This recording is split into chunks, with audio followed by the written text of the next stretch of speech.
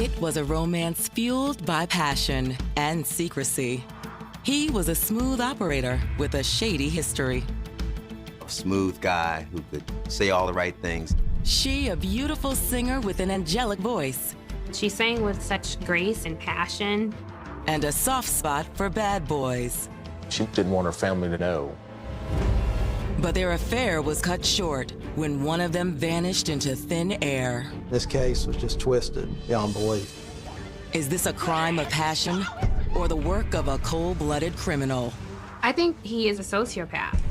He may not have shown his true cards to her, and when she found out, he dealt a big joker, and it was a violent one. My brother just came to my house and told me that he killed his girlfriend.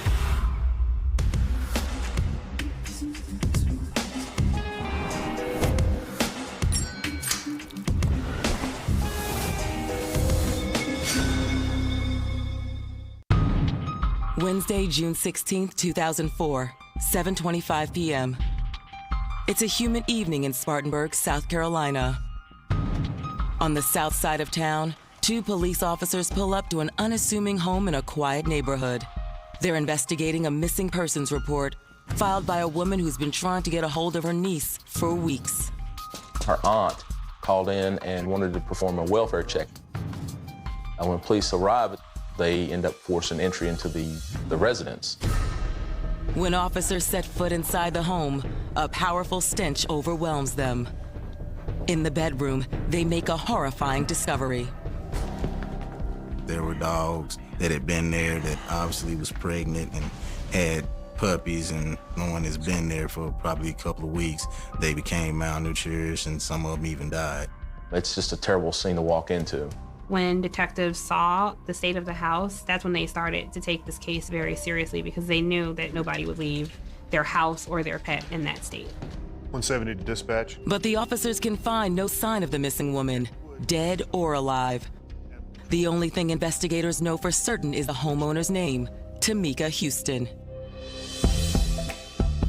Raised in South Carolina, Tamika Houston was eager to grab life by the reins.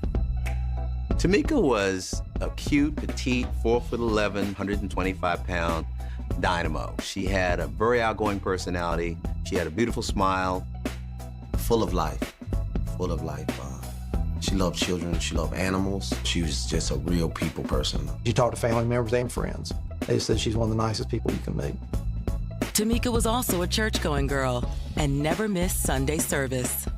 Tamika was religious, and she tried to live by the golden rule. Do unto others as you would have them do unto you. Tamika was also the star of the church choir. She had a very unique sound, and it was a beautiful voice. She sang with such grace and passion.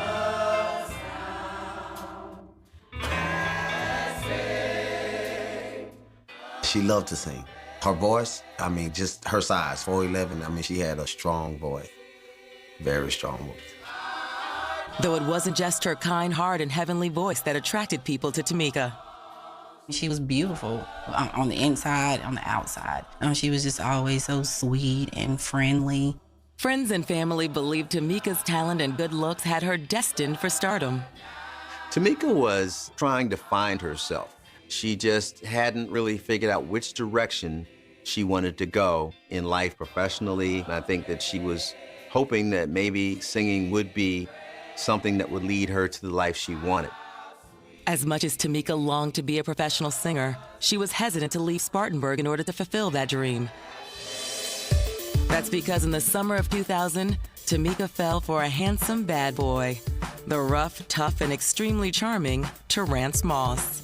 I was at my family's convenience store. I came out of the store and I was going to get on my motorcycle, and then she popped up and she said, "Do you have an extra helmet?" We went riding and we exchanged numbers and we started a relationship ever since that day. He had a very large, outgoing personality. He's a bit of a character. Sometimes the way to a woman's heart is, if you can make her laugh, you can get in there. I think Terrence made his way into Tamika's heart with giggles and laughs. Terrence and Tamika's love connection was intense from the get-go. In the beginning of a relationship, there's always a honeymoon period. And everybody's on their best behavior. There's a lot of positive energy. It was instant soulmate. Just the love that we shared between each other, you would have thought that we were married. We complemented each other very well. That positive energy carried over into the bedroom. Terrence and Tamika pretty much did what young people in their 20s do when they're dating. I think for Terrence, when he hooked up with Tamika, he had kind of gotten a little gem. He gets this beautiful, exotic woman. She had a big heart and such a small body. That was a great attraction for me. The sexual chemistry between Tamika and Terrence was undeniable. But apparently, some of Tamika's friends worried Terrence was trouble. Terrence had had previous involvement with law enforcement and with district attorney's offices, which is more commonly known as a record. Tamika was willing to overlook Terrence's checkered past, but she feared her family might pressure her to break off the relationship if they ever found out about his criminal record. So what do you got planned for today? Nothing really. Not really? Nothing? I don't know that Tamika's family knew a whole lot about Terrence and Tamika's relationship because she wasn't really introducing him to all of her friends and family. But keeping their romance on the down low proved difficult once Terrence moved in with Tamika and her trusty pit bull, Macy. Well, I'm gonna go out with Gail and Jenny after work, okay? You go out with your friends tonight? Yeah. You don't have anything planned during the daytime? Nah, I'm probably just gonna catch up on some sleep, honestly. Terrence didn't work a lot. I think that led to some strain in the relationship. Tamika had to get up and go to work every day, pay the bills. There may not have been as much contribution from Terrence. Terrence's behavior ultimately caused Tamika to question his fidelity. When people start to not trust their partners, that can lead couples into a very unhealthy dynamic. Where the hell you been? The situation came to a head one night in 2004. Every night you out, I'm so sick and tired of this. And Tamika's rage sent Terrence over the edge. Why are you yelling at me? An altercation between Terrence and Tamika, and it got ugly. She was ready to fight. And I snapped back and I punched her. I'm not dealing with you, you stupid. Dealing with what? Look, I run this you remember that. The incident prompted Tamika to press charges and Terrence to move out of the house. But making a clean break from Terrence would prove more difficult than Tamika ever imagined. Especially once Terrence moved into an apartment just a few miles away. But as investigators survey the scene inside Tamika's home, they can't help but wonder, has Tamika skipped town of her own free will? Or has something more sinister transpired? The search for answers will lead investigators into a sordid web of lies, deceit, and the ultimate betrayal.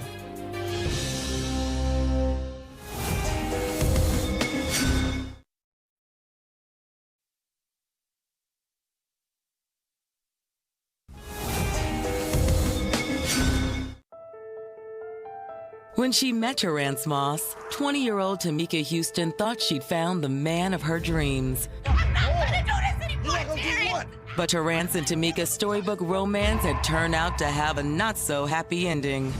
It was a tumultuous relationship. It was not all smooth sailing. But Tamika's relationship woes paled in comparison to the horrific discovery police made inside her home in June 2004. The house was in a state of disrepair. A dog had allegedly eaten one of the puppies. Something she treasured and loved very much was dead. It goes from this is unusual to this is probably foul play. Officer, what do you got? Moments later, detectives are on the scene. Their first notion is that there's been a home invasion. Any signs of forced entry? No signs of forced entry. When we did our search, we did find the purse, though. Her purse was still in the house, her driver's license, things that a woman normally takes with her when she's leaving home, all of that was still there. Is that her cell phone? That phone was with the purse. Have you had a chance to take a look at it? No, I had not. That feeling starts to creep in that something's happened to Tamika. And we hope to God it's not the worst case scenario. Confusing matters even more is that Tamika's car is nowhere to be found. Was it another clue to this case? Or could Tamika have left town intentionally to start a new life elsewhere? If things weren't panning out like she expected, she could have easily decided to try to just get a new start, and she just left. And take a look around. Yeah. But why would Tamika leave town without telling anyone? In this particular case, police are trying to start an investigation 2 weeks after the fact. Lots of leads grow cold, witnesses forget things, so that definitely creates a problem. Hoping to unravel this mystery, detectives reach out to family and friends. Most of them have no idea where Tamika might be. Do you know what happened? Not exactly. That's what we're here trying to figure out. But one friend tells police that a few weeks earlier, Tamika came to see her. I do like red. It's fun. Gives a little bit of pizzazz to it. While she was there, she received a call. Give me about 10 minutes. Okay, I'll be there. All right. When Tamika hung up, she told her friend she had to run. What's that about? Something good. A few minutes later, a car pulled up outside. Tamika got in, she waved goodbye to her friend, and they drove off. She get a look at him? No, I'm sorry. I didn't think to look. Investigators can't help but wonder if the driver of that car was Tamika's ex, Terrence Moss. Boyfriends and husbands are persons of interest a high amount of the time because they are the perpetrator a disproportionately high amount of time. Jealousy and anger can lead people to commit violence against one another. It's led to murders, disappearances, and definitely assaults. The notion that Terrence might be responsible for Tamika's disappearance gains even more traction when investigators research the domestic assault charges Tamika filed against Terrence. Turns out, they were set to square up in court in a matter of days. You have a girlfriend and a boyfriend that's having a domestic dispute, so quite naturally, the boyfriend is always the #1 suspect. On June 23rd, detectives bring Terrence down to the station for questioning. You know Tamika Houston? Yeah, I know Tamika. When's the last time you saw her? A couple weeks ago. Terrence claims he's been distant from Tamika since she decided to press charges against him. What happened a couple of weeks ago? We had an argument. An argument, okay. When was the last time you saw Tamika Houston? I already told you a couple weeks ago. And that's it? Yes. And he adamantly said, I did nothing to harm this woman. I loved her. I didn't do anything, and I don't know where she is. Police have their doubts. They grilled Terrence about the pending domestic violence charges. We just got into a fight. Did you hit her? Yeah. And the coincidental timing of Tamika's disappearance. They had some domestic violence issues in the past, but he insisted that he was innocent. With little cause to hold him, detectives tell Terrence he's free to go. If you're lying to us, we're going to yank you back in here. Meanwhile, CSIs process Tamika's house, searching for any physical evidence that might tie Terrence to her disappearance. Investigators are looking for any evidence of her disappearance or murder. They would search the residence for blood stains, hair, or any other forensics information. When the police searched, they were unable to find any information connecting Terrence to Tamika's disappearance. But soon, a shocking phone call will lead detectives to the shores of a nearby lake and lead Tamika's friends and family to fear the worst. As cold-blooded as you can get. Okay, what is your name? I can't tell you that, ma'am, because the police will pick me up.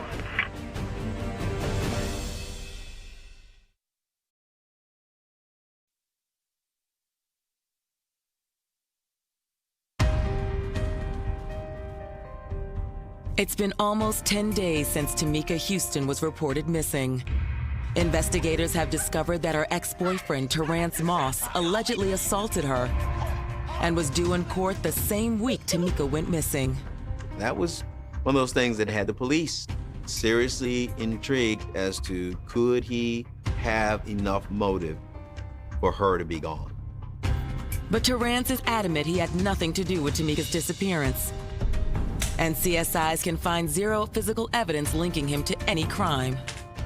There's not really any hard evidence. We can't find where she's gone. You can't find where maybe a crime scene had been located. You don't have any signs of forced entry. There's no forensics evidence. So that doesn't give an investigator a whole lot to go on. Whenever an adult goes missing, there's always speculation that maybe that person had a secret life. Maybe that person broke character and just departed from everything that they had been and just ran off. She was a person that loved to just up and leave, you know, but something was different about this time. If Tamika had tried to put some miles between her and Terrance, she'd need money to do so. Investigators subpoena her credit cards and bank statements, but that only deepens the mystery. Tamika had last used her debit card 2 days before she was last seen. There was no activity after that date. Things weren't adding up to a free will vanishing. There was something wrong here, and there was probably something seriously wrong. Fearing the worst, detectives begin checking local hospitals for any Jane Does that have recently been admitted. They also look to see if there are any 911 calls that could be related to Tamika's disappearance. This is what I called you guys about. In doing so, they make a discovery that stops them cold. Spartanburg 911. My brother just came to my house, and he told me he killed his girlfriend and put her in Cleveland Park Lake. Where does your brother live? He stayed at the Barksdale. Cleveland Park is located just a few miles from Tamika's home, as are the Barksdale apartments. But those aren't the only details that give investigators a pause. He said he drowned her because something about he got drunk and she'd been cheating on him. Okay, what is your name? I can't tell you that, ma'am, because the police will pick me up. Is it possible ex-boyfriend Terrance killed Tamika in a jealous rage and then dumped her body in Cleveland Park Lake? I believe police were looking at Terrance as a possible suspect because there were so many similarities. Given this startling new information, detectives execute a search of the area around Cleveland Park Lake. Police officers dispatched cadaver dogs. They checked the shoreline. They even had rescue divers to go down and see if they could recover any bodies in the lake. They searched the lake several times and they found nothing. Then it also puts the department back to ground zero, not to mention it also leaves the family members and friends still in limbo. Through it all, Terrance Moss maintains he isn't responsible for his ex-lover's mysterious disappearance. Let them do what they wanted to do. Didn't find anything. I had nothing to hide. Told them thank you, and y'all wasting a lot of time. Terrance loved Tamika unconditionally. Still, more than a few people have their doubts about the veracity of Terrance's statement. It would make sense that Terrance might be involved. They had had a rocky relationship, and sometimes love can make you do crazy things. With the investigation at a stalemate, Tamika's family decides to take matters into their own hands. They post flyers around town, offering a reward for any information about Tamika. I've checked woods, I've checked abandoned houses, I've checked lakes, I've checked dumpsters, I've checked landfills. I've been everywhere looking for my daughter. The flyers trigger a flood of tips. Most are dead ends. But one caller claims to have recently spotted someone matching Tamika's description. That tip raised hopes that Tamika was still alive and just a missing person. We really appreciate you taking the time to come in. No problem, no problem. Investigators sit down with the man who called in the tip and slide him a photo of Tamika. Well, this is our girl here. I'd like to take a look at her. After police interviewed the man that said he saw a woman matching Tamika's description around town, he said it looked like one of his co-workers. When I saw the flyer, I just thought, for sure. But that's not her. I know her girl looks just like her, but her name's not Tamika. The tip ended up being a dead end. With the clock ticking, investigators are beginning to lose hope of ever finding Tamika. The longer the period is, the less chance of finding evidence or clues. It deteriorates or something may destroy it, or if there's foul play, then the individuals involved may clean up or remove the evidence. But soon a new tip will come rolling in, and a single turn of a key will unlock the horrible truth about what really happened to Tamika Houston.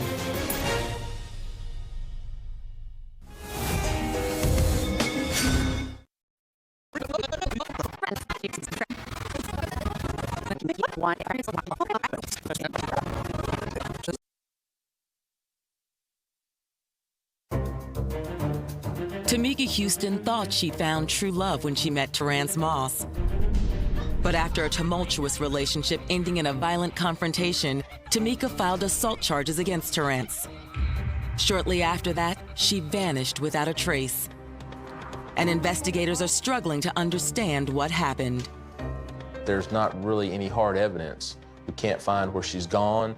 We can't find where maybe a crime scene had been located. But investigators are much closer to finding Tamika than they realize. Police dispatchers receive a complaint about an abandoned car at the Barksdale apartment complex near Cleveland Park Lake, the same lake police had searched earlier. The windows were rolled down. It looked like the car had been parked there several weeks because it had been weathered. Investigators head over to the Barksdale, where they find an abandoned Honda Civic. I got here, ran the license plate. It comes back to Tamika Houston. Our missing girl. That's her. An abandoned vehicle turns out to match Tamika's car. You wonder if she was abducted, if the person may have dumped the car there. Investigators combed the vehicle. They did not find any kind of evidence of foul play or blood or gunpowder or anything. They did, however, find a set of car keys that did not go to Tamika's car in the console.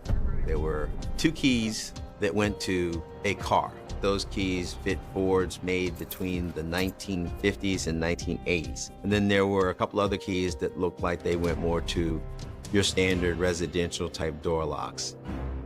Detectives tried the keys in every door at the Barksdale apartment complex to no avail.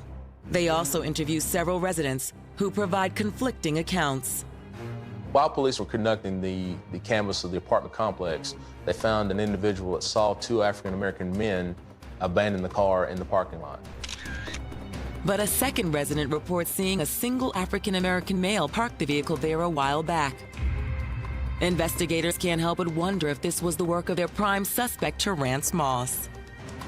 Or could someone else have possibly targeted Tamika Houston? They were looking for anything that might lead them to clues on Tamika's disappearance. Looking for answers, investigators turn once again to Tamika's friends and family. Speaking to her father, they begin to learn more about Tamika's volatile relationship with her ex-lover, Terrence Moss. Turns out, Tamika wasn't the only woman in Terrence's life. He was married before he had even started dating Tamika.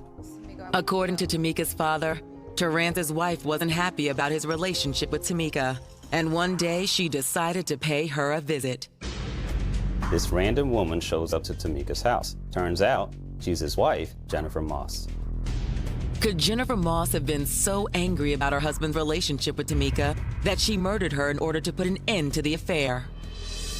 Jennifer Moss allegedly confronted Tamika and said, "I'm going to kill you." She saw Tamika as some kind of threat. He did have children with his wife. Terrence's children used to spend a lot of time with Tamika, which made Jennifer very angry. For police, it's a stunning turn of events. They couldn't help but wonder if Jennifer had made good on her threats, but Terrence isn't so sure. There were so many rumors, untruths, things that people just made up, things that people just pulled out of the sky. Investigators decide it's time to get some answers. Wasting no time, they track down Jennifer and press her about her alleged threats and Tamika's disappearance. Did you ever confront her, threaten to kill her? Absolutely not. No. Jennifer, did you have anything to do with her disappearance? No, I did not. Her and Tamika never had any encounter. That was all just gossip and rumors. According to Jennifer, after learning he'd shacked up with Tamika, she'd filed for divorce. What's more, she claimed their problems involved much more than infidelity. He was very violent. He had a temper. Jennifer and I, had disputes and arguments. She may have had some bad things to say because our marriage ended bad. According to Jennifer, Terrence simply wasn't worth the effort of attacking Tamika. When the police talked to Jennifer, my ex-wife, they found that she was not a person of interest. As far as her and Tamika goes, no run-ins with each other, no exchanges, that's totally fabricated. Given the allegations of abuse, coupled with the discovery of Tamika's car, investigators bring Terrence Moss in for another round of questioning. Terrence steadfastly maintains he had nothing to do with Tamika's disappearance. I was just screaming on the inside. I was like, why won't y'all listen to me? Why won't y'all listen to me? He was adamant about loving Tamika and adamant that he brought no harm to this girl. Detectives tossed the keys they recovered from Tamika's car in front of Terrence. Recognize those? No. Should I? They're your keys. No, I've never seen those before. In order to verify Terrence's claim, detectives head to his apartment. They tried this key in every single door, and the keys did not fit. Once again, detectives are unable to tie Terrance to Tamika's disappearance. Terrance kept saying to me, I ain't no killer. I ain't no killer. I'm a guy who laughs and jokes around. Yes, I love the ladies, but no, I'm no killer. He was just an innocent guy who got caught up in a bad situation and was wrongfully accused of something. Having reached a dead end in their investigation, detectives decide to retrace their steps. They start again with the keys they found in Tamika's car. They start going to the different local locksmiths to see if any of them may identify or recognize the key and can maybe give them some other kind of lead of where it would go to. Finally, a small hardware store recognized the key. Due to a marking that he put on his keys, he's able to look up in his logbooks. Looked at that key and said, that key goes to the Fremont School Apartments. It was an old schoolhouse that had recently been turned into apartments. I believe there were over 40 apartments. Hey, how you doing? Hello. You the apartment manager? I'm the apartment manager. Nice to meet you. Hi. Nice to meet you. Detectives immediately head to the Fremont School Apartments and begin the painstaking process of inserting the key into each of the complex's 47 doors. The investigators secured the area as they went and checked the doors to try to see if they could find the door that the key would work for. Hours into the search, and investigators have tried 46 locks. None of them are a match. Almost coming to the end of it, they actually kind of give up hope. Find anything? No, didn't fit any of those either. But when investigators get to the 47th and final door, something miraculous happens.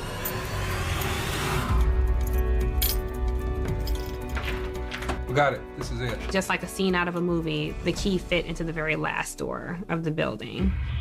What they find on the other side will lead investigators to the darkness on the edge of town and the brutal truth about what happened to Tamika Houston. What he did in this case was just twisted beyond belief.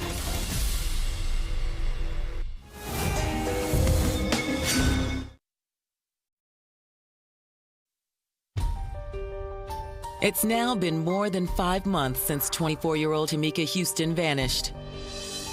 After running down a slew of dead-end leads, investigators have made a startling discovery. A mysterious key found in Tamika's abandoned car is a match to a door in the Fremont School Apartments. This is a big break in the case. Police will now try to find out who owns this apartment. But the apartment is completely empty. Clear. There was nobody in the apartment when the police got there. It's empty. Was this apartment leased?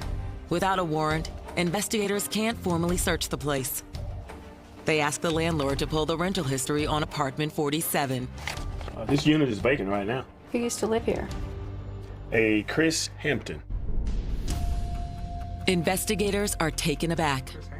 They've never heard of anyone named Chris Hampton throughout their extensive investigation.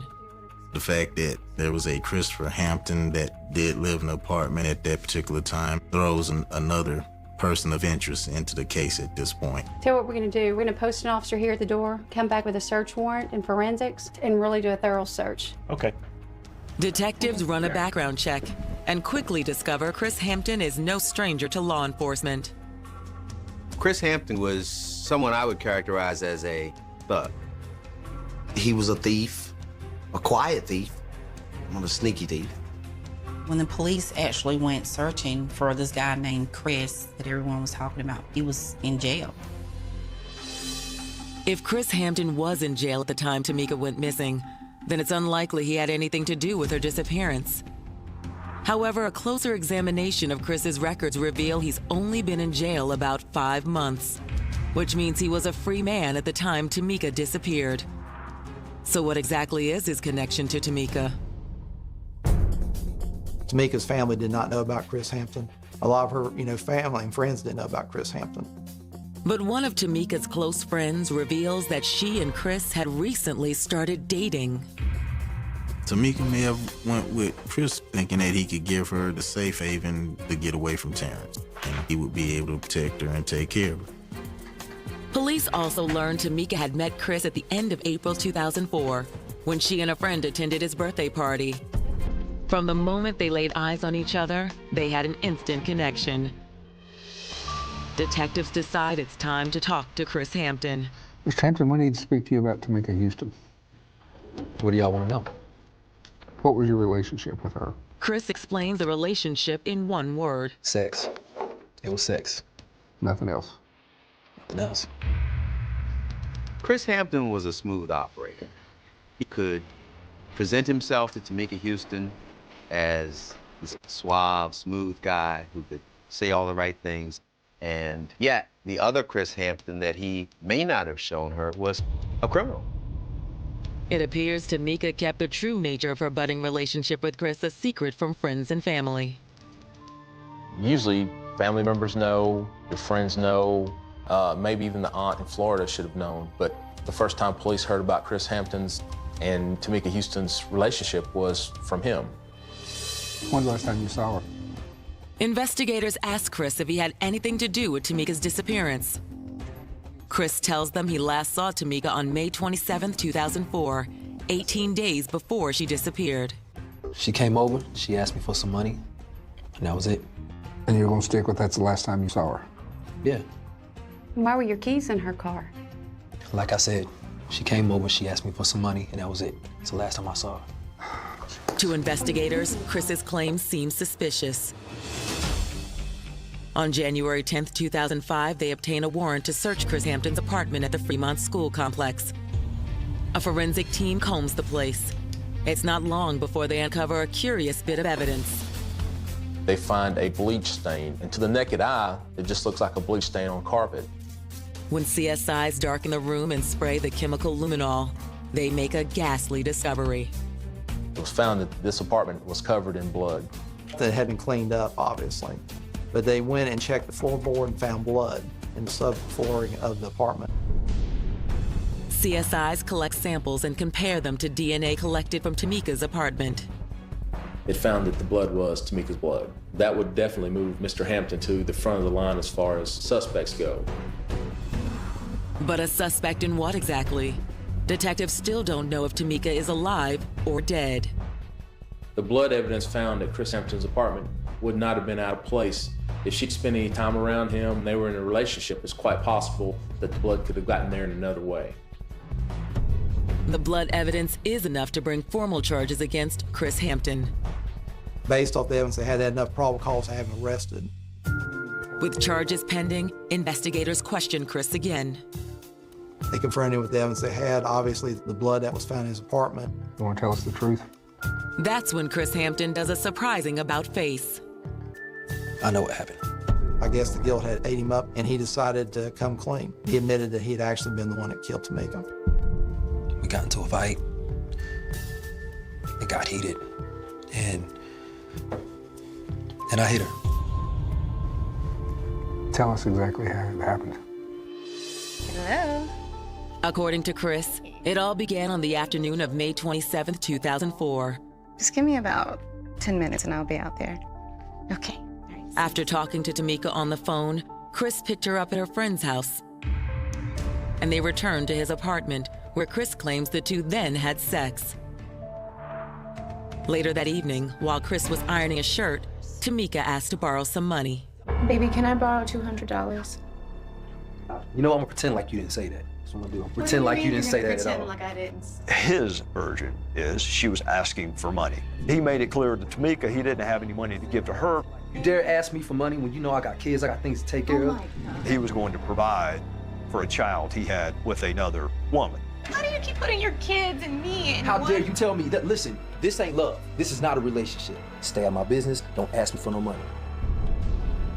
You know, you are such a sorry excuse of a man. And in a flash of anger, he struck her with an iron.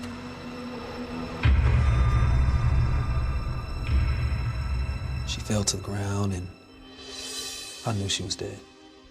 I'm not sure how one accidentally hit someone with the iron. I think it takes a lot of violent tendencies in order to think about throwing an iron at someone, particularly someone's head. Why didn't you call an ambulance, somebody to come and try and help her? I thought it was too late. Had he done what you're supposed to do in an instance like that, taken her to the emergency room, number one, she may very well be alive. But he didn't. He put her in a closet, then he tried to clean up the crime scene. After Tamika spent several hours hidden in his closet, Chris says he wrapped her body in a carpet, drove to some woods not far from Cleveland Park Lake, where he buried Tamika's body in a shallow makeshift grave.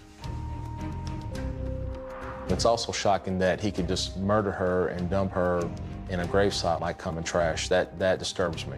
I think that Chris just snapped because he was angry with Tamika.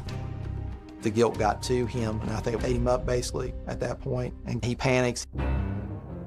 That evening, Chris Hampton leads investigators to the spot where he claims to have buried Tamika Houston. For whatever reason, marked the grave with some twigs that he made into a cross. A team from the coroner's office sets about the grim task of unearthing the body. They want to make sure they get every piece of evidence they can. They find every bone they possibly can in that crime scene. Unfortunately, they could not find her head, where he had told them that he had went back to her body and had really dug it up. He originally thought that he was going to turn himself in, but decided not to. He had took her head and actually put it in a trash bin, and it was not found. His actions are just so vile that it's hard to even wrap your brain around why somebody would do those kinds of things. CSIs do find a piece of jawbone, which they cross-reference with Tamika's dental records. There were dental records that were consistent with Tamika's, but there was also jewelry that was consistent with Tamika's. Her family was holding on to hope. It was painful for them to hear that Tamika's body was found. Knowing what happened to her, knowing that she was so disrespected even after she was gone, I think that has to be a very hurtful emotion for a family to experience. Chris Hampton is booked on charges of murder. He maintains Tamika's death was an accident. It was going to be hard for him to sell that he didn't mean to kill her. His actions were loud words. Because his actions showed that he murdered her, meant for her never to be found, and probably would not have been found if it wasn't for finding out the keys and finding out the DNA in the apartment. He went into a rage and killed me. That's what I feel in my heart. But with no eyewitnesses to counter Chris's assertions, proving Tamika's death wasn't an accident could be harder than prosecutors imagined.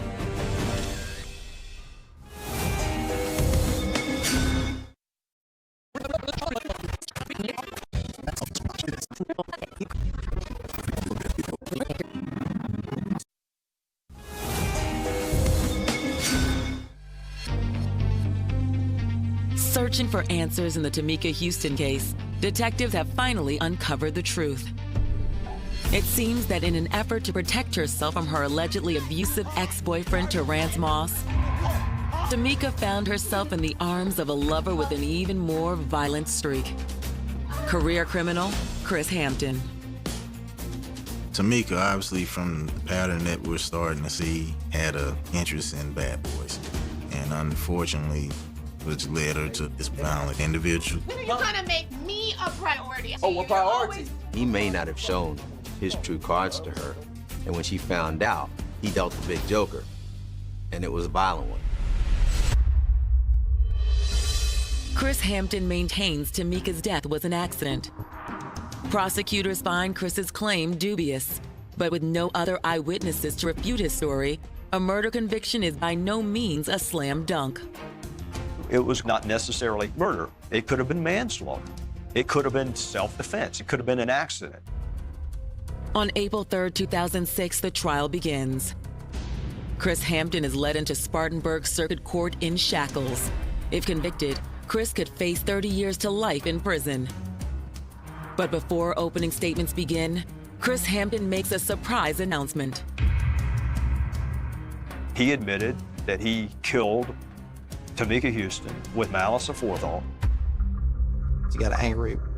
He meant to kill her, and he basically had an evil heart. Chris didn't really see a way out and felt like it didn't matter. He was going to be punished for it anyway. Fearful for his life, Chris begs the court for leniency, but the judge shows little mercy. This particular judge listened to the facts, and he concluded that life without parole was the proper sentence.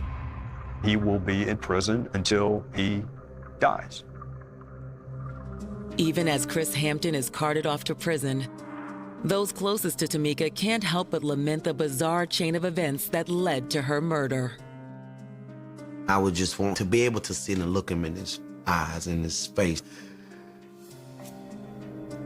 and to tell him, like, you have no idea what you took from this world. It makes you realize that you really never know people. When I first met Christopher Hampton, I never thought that he would be the reason that Tamika is not here with us today. You never know who you're sleeping with. Tamika didn't know what Chris was capable of.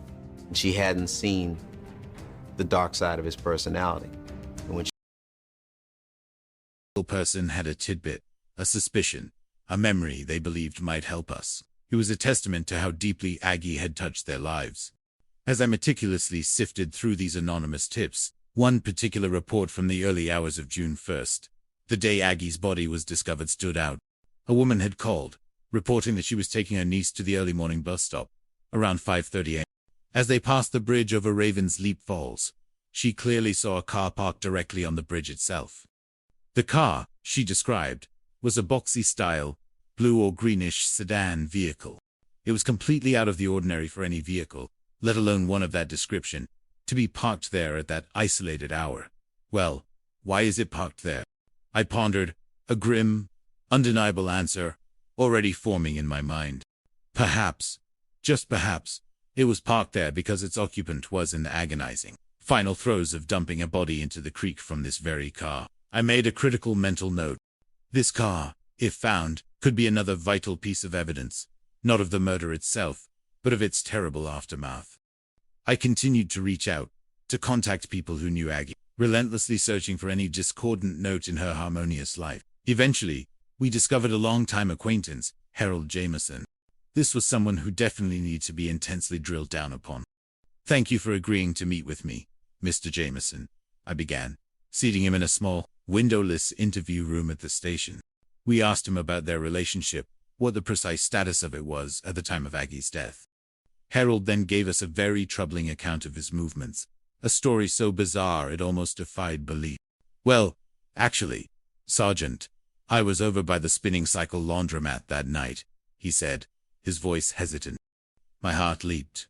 "The laundromat? You were—" "Yeah," he continued, nervously fidgeting with his hands. "The night of the 31st, I was out for a bit, driving around, and I happened to drive by the laundromat.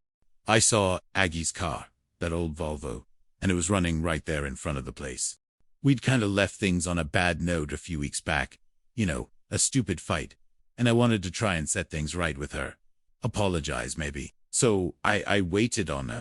He described parking in her lot next door for a considerable period of time, but he never saw her come out to the car. Eventually, he walked around, checked inside the laundromat, but didn't find her anywhere. Frustrated, he eventually just gave up and went home, probably around 1 a.m. "So you didn't think anything was particularly odd about this, Mr. Jameson?" I asked, my voice rising slightly in incredulity. "An idling car, at that hour, with her dog inside, and she was nowhere to be found. And you didn't think to report any of this?" "I didn't know it was bad, Sergeant," he stammered, looking genuinely distraught. "I just didn't think anything about it at the time. I thought maybe she'd just run into a friend. Or perhaps someone else picked her up. You know, she's an adult. I figured she could take care of herself. I didn't think anything about it." "You didn't think about it?" Or was he simply, genuinely, a profoundly naive and oblivious, so utterly dense he truly wouldn't think anything was amiss about an idling car, a frantically barking dog, and a woman who couldn't be found for hours in a town as small and tightly knit as Blackwood Creek? "Look, Sergeant, I would never, ever hurt Aggie," Harold insisted, tears welling in his eyes. "I loved her." He seemed visibly distraught about her death. He was cooperative, even consenting immediately to a thorough search of his car. No signs of struggle, no evidence of any kind was found inside. Everything about Harold Jameson checked out, except for the world's most suspiciously ignorant alibi. I still didn't feel like he was the killer, but I couldn't eliminate him from my list either. Not yet. His profound lack of concern was almost as troubling as outright hostility. Chapter 3. The Scratched Face of a Killer. It was Chief Williams. His voice clipped, laced with undisguised urgency. "Miles, I just received a frantic call from a witness, and tell them not to touch anything." "I'll be right down," I replied, already halfway out of my chair, my heart hammered with a renewed sense of purpose. This was it. A direct, undeniable link to Agnes Abernathy's last known whereabouts, to the scene of her actual murder. My unmarked patrol car, siren wailing through the winding streets, cut through the quiet hum of Blackwood Creek. I arrived at the Spinning Cycle Laundromat building, a two-story structure with apartments on the second and third floors, currently undergoing renovations. The air was thick with the scent of fresh-cut wood and plaster dust. A construction foreman, Mr. Kenneth Shaw, a burly man with sawdust clinging to his work clothes, met me at the main entrance, his face pale and agitated. "Sergeant Sterling, thank God you're here," Shaw stammered, guiding me quickly upstairs. He recounted how one of his carpenters, Mr. Carl Edwards, had been working on the third-floor apartment unit. As Carl was cutting some planks of unfinished pine, he'd noticed something small and metallic, gleaming faintly outside of the sawdust, an earring. The news of Aggie's brutal murder had, by now, traveled like wildfire through our small town, infiltrating every conversation, every household. Carl had immediately known that this shiny object, found here, had to be connected. He'd carefully secured the area and called the chief directly. The State Police Major Crime Squad was immediately dispatched to the location. They meticulously began their scene investigation, processing every inch of the unfinished apartment. Every tool, every bag of plaster, every pile of sawdust was carefully catalogued and examined. And then, astonishingly, one of the sharp-eyed crime scene detectives made a second, equally critical discovery. Tucked into a tiny crevice in the worn hardwood floor, it was the missing blue contact lens from the right eye of Beatrice Callahanaghy Abernathy.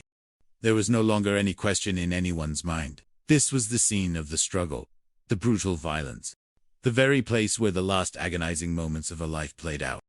The finding of the primary crime scene provided critical context to our investigation, inerrant access, and fundamental comfort with the apartment building. Someone who could easily navigate the construction chaos without raising suspicion. Someone who had keys. Someone who belonged. Tells me only 2 people have a key to this particular apartment door. Well, there's Victor Hayes, the guy that owns the place. And then there's Arthur Finch, the building's live-in maintenance man. We quickly, fortunately, were able to rule Victor Hayes out. He had a meticulously documented, ironclad alibi, proving he was out of state, visiting family in Portland, at the precise time of the murder. That left Arthur Finch. Arthur Finch, a name that, while new to our specific murder investigation, was vaguely familiar. I had heard it around town, but didn't know him personally. And his employment at the building, his ready access, his inherent familiarity with its nooks and crannies. He clearly had to be considered our prime suspect, the kind of man who could come and go without notice. Back at the station, a rapid background check on Arthur Finch brought a chilling jolt of recognition. Chief Williams was in my office as I reviewed the file, his expression growing grimmer with each line I read. "Chief, you're not going to believe what I found on this Finch suspect. He had a prior conviction for stranger abduction and sexual assault dating back to the late 1970s. And, horrifyingly, he had only recently been released from jail after serving a significant sentence, having just come off parole in the past year. This was a massive, seismic shift in the investigation. A predator, previously incarcerated, now walking free amongst us, with a history of sexual violence and abduction. How many times had he not been caught? Arthur Finch came in willingly, ostensibly unfazed by the police presence. He was a man in his late 40s, slightly built, with nervous eyes that darted constantly. As he sat down in the sterile interview room, I noticed a distinct, jagged scratch over his nose, extending from one eyebrow to the other. It looked fresh, raw, a nasty mark, one that hinted at a violent struggle. "Mr. Finch," I began, my voice steady, professional, but my eyes fixed on the wound. "That's a nasty mark you got there. How'd that happen? Looks quite deep." I got it at work, Sergeant," he stammered, his gaze darting away from mine, avoiding direct eye contact. "Something happened with some of the lumber, just clumsy." The explanation felt weak, rehearsed, entirely unconvincing, and it was instantly, powerfully suspicious. It could very well have been something Aggie did in a final, He might just be my guest. Finch was intensely sketchy, very nervous about the fact that we were even approaching him, his body language radiating discomfort. But there was something deeper, more insidious than mere nervousness, a coldness behind his eyes. This, I thought with a grim certainty, this could be our player, this could be the killer. Mr. Finch, I wanted to ask you about your prior conviction. I probed, cutting directly to the core of his past. He explained his prior conviction as a misunderstanding, a hazy, self-serving tale of being drunk, making bad choices, and encountering a woman. Things went wrong, Sergeant, he claimed, carefully selecting his words. He also admitted to abusing drugs and alcohol together at one time in his life, but insisted he doesn't do drugs anymore. Still occasionally drinks. But I got my life together. He presented himself as a reformed man. Then, I shifted the topic to Aggie Abernathy, watching his face intently for any subtle reaction. Mr. Finch, did you know Agnes Trudy, as many called her? I don't know who that is. His tone was abrupt, a clear, unmistakable lie. There had to have been some passing acquaintanceship, at the very least. This was a definite lie, an immediate red flag. Can you tell me where you were the night of May 3rd? I asked, challenging his already shaky, convenient alibi. He claimed his activities included working in the building during the day, performing maintenance tasks, then going to the Ricci Brothers pizza place across the street to unwind, before finally going home to his apartment and going to bed. His alibi was incredibly thin. He claimed to have spent the latter half of the evening entirely alone, save for his brief stop at the pizza parlor. Do you drive a car, Mr. Finch? I asked, moving to a critical logistical point. I haven't driven a car in a while, Sergeant, he claimed, stating his driver's license was under suspension due to prior duty. If he was truthful about not having a car, it would have been incredibly difficult, almost impossible, for him to dispose of a human body in a remote area like Ravensleep Falls. This created a new problem for our theory. As the interview continued, and we pressed him further, his composure, however fragile, finally broke. His eyes hardened, and he pushed back from the table. I do not want to participate in this interview anymore, he stated, his voice sharp, rising slightly with defiance. I'm done answering your questions. Arthur Finch was still our prime suspect, a very strong one. But despite all the damning circumstantial evidence, the proximity to the crime scene, his ready access, the horrific prior conviction, the physical scratches, the suspicious demeanor, the mounting stack of lazits didn't yet rise to the level of having probable cause for an arrest. We had to let him go. The frustration gnawed at me, a bitter taste in my mouth. But before he left, I noticed he'd been smoking nervously throughout the interview, flicking ash into a disposable ashtray provided by Officer Chun. I want to get Officer Chun from the evidence in here, I instructed Sergeant Reyes. I want to meticulously keep every one of those cigarette butts he smoked, and secure them as evidence for possible use in the future. It was 1998. DNA evidence was not yet widely known, nor was it easily accessible or even broadly accepted in many courtrooms. But I was a smart man, keenly aware of the relentless march of scientific advancement. Arthur Finch had presented himself as our prime suspect. Now it was time to look into him very carefully, very methodically. This case wasn't over. It was merely on pause. Chapter 4. The Unmasking. I began by systematically questioning the regulars at the spinning cycle, laundromat, and the other residents in Aggie's apartment building. I was wondering if any of you knew anyone by the name of Arthur Finch. The responses came almost immediately, with startling consistency and a palpable undercurrent of unspoken knowledge. Yeah, I sure did, one elderly woman stated, her eyes narrowing. Which one do you know about him? Oh, everyone here knows Arthur. He's the building maintenance man. I found, almost at once, that Finch had lied directly to me. All of them, a parade of ordinary citizens, corroborated. They'd seen him talk to her on many occasions, discussing repairs, or simply exchanging pleasantries common in a small town. We even had witnesses who specifically told us that he had prior conversations with her, right in the main common area of the apartment building. In a small town like Blackwood Creek, people talked, and everybody, it seemed, knew everyone's business. Yet, Finch, to my face, had emphatically denied even knowing who the victim was.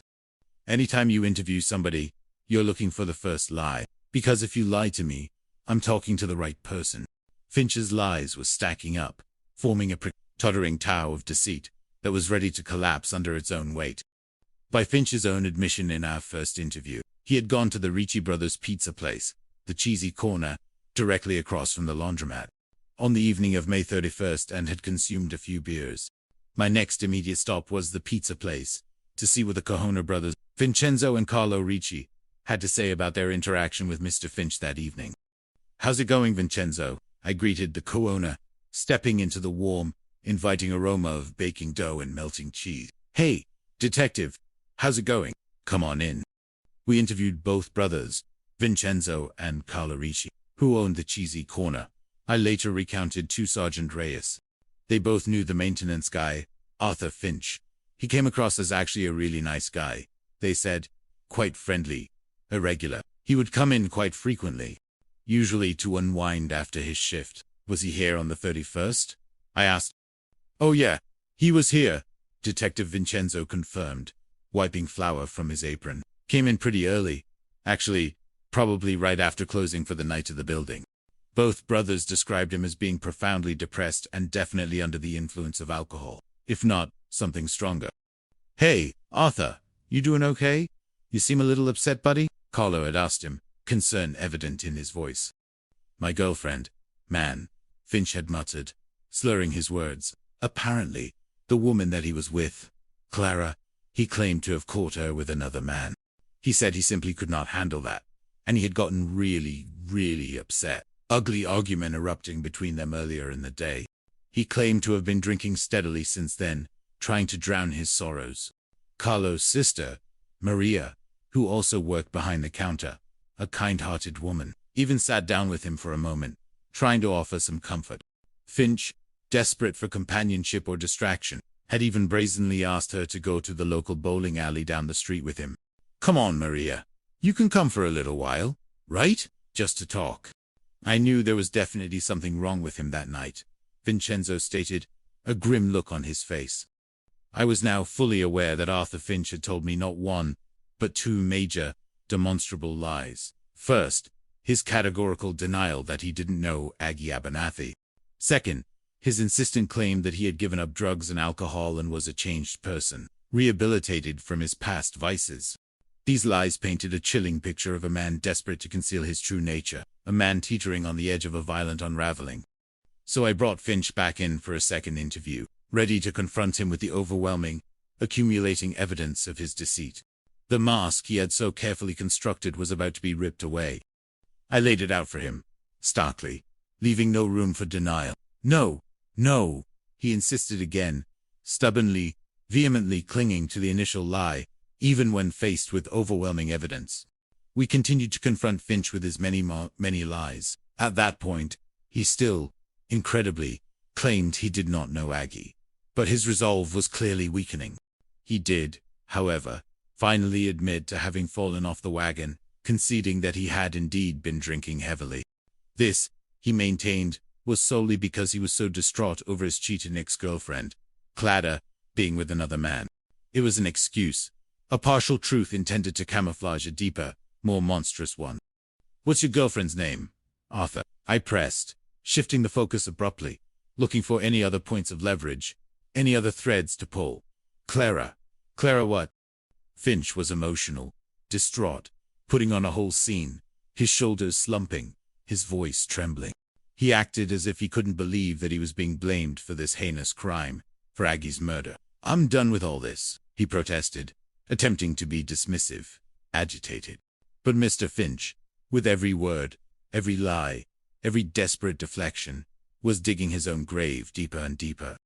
Crucially, the most important piece of information to emerge from this second interview, amidst his dramatic performance, was that he was finally able to obtain the full name of this girlfriend, Clara Jensen. This was, according to Finch, the cheating ex-girlfriend that had driven him to drink and drugs, who had sent him spiraling into this dark night of emotional distress. That was a truly significant lead. We immediately went out and interviewed Clara Jensen. She was a woman in her late 30s, looking exhausted and weary, but determined to speak her truth. "I don't even know where to begin with that man, detective," she began, shaking her head. "An absolute menace when he drinks." They had had a furious, violent argument about his escalating addiction and his possessive behavior. She had, as a result, effectively thrown him out of her place, desperate to escape his spiraling rage. I now had clear, undeniable proof that Finch was lying completely about the context of his breakup with Clara. His narrative of heartbroken victimhood was a deliberate, cunning fabrication. But then, at the very end of her detailed statement, Clara delivered a final, crucial bombshell, a piece of information that made my heart leap in my chest. That car, it happened to be a vintage Volvo S70 sedan. It was a distinctive, boxy-style sedan that was a peculiar shade of faded blue-green in color. Really? My mind immediately flashed back to that anonymous tip I had received just days after Aggie's body was discovered. The witness who had seen a bluish-green, boxy car, strikingly similar in description, parked on the bridge directly over Raven's Leap Falls, at an unusual hour. The very bridge from which Aggie's body was presumably dumped into the cold creek waters. This was it. The car. That was a very strong, undeniable piece of the investigation at that point. Another thick, rusty nail hammered directly into Mr. Finch's coffin. I thanked Clara Jensen for her words, her courage, and her critical information. The pieces of the puzzle were finally, sickeningly, slotting into place. Now, I faced the urgent, final task of finding that car. And remarkably, almost as if drawn by the gravitational pull of justice, the car found us. I asked, anticipating a breakthrough, "I hear you have something that might interest me." Julian explained that he had, indeed, a blue-green vintage Volvo S70 sedan, matching Clara's description, parked prominently in his yard. He recounted how Finch had called him, frantic, asking him to take the car up to a remote, rarely used logging road north of town, and to park it in a very specific, isolated spot, obscured from view. Instead of hiding it, to bring the car directly to the police station. It's another big gotcha moment in the case, I reflected later, the pieces of evidence finally overwhelming. We strongly suspected that this specific car had been used in the transportation of Aggie's deceased body to Raven's Leap Falls. We immediately, unequivocally, seized the vehicle. I immediately called in the state police CSI tech team, instructing them to deploy every resource available. They meticulously went over the car, inch by painstaking inch, applying every forensic technique available to them in 1998, almost imperceptible to the naked eye. A dark smear barely visible against the faded upholstery. They carefully removed that section of the seat cover and sealed it for transport to the state laboratory for analysis. Waiting for the results from the forensic lab was a long, painstaking process. Each day stretched into an eternity of frustration and agonizing anticipation. They had to do things very meticulously to ensure chain of custody and scientific rigor, and that simply took time. Each call to the lab met with the same answer. Still processing, Sergeant. Finally, after what felt like an eternity, after countless follow-ups and yet insistent inquiries, the results came in. Sergeant Sterling, the lab technician's voice was, as ever, calm, professional, yet carrying a faint note of caution. It unequivocally tied her, and therefore her murderer, to the specific car, confirming its use as the method of transportation for her remains, to Raven's Leap Falls. Another vital, irrefutable link in the chain of evidence. There was no conclusive DNA evidence to support the presence of a second person. No discernible genetic material from Arthur Finch was found within the body fluid stains that could be reliably sampled and profiled. We had hoped, desperately, for biological evidence directly connecting Finch and Aggie in an undeniable, provable sense. And, devastatingly, we didn't get that. We could say that Finch had undisputed access to the car and that Aggie's bodily fluids were undeniably in it. I was left with a powerful, burning conviction. But without that direct DNA link, I was unable to prove this beyond a reasonable doubt in a courtroom. We would only get one shot at this.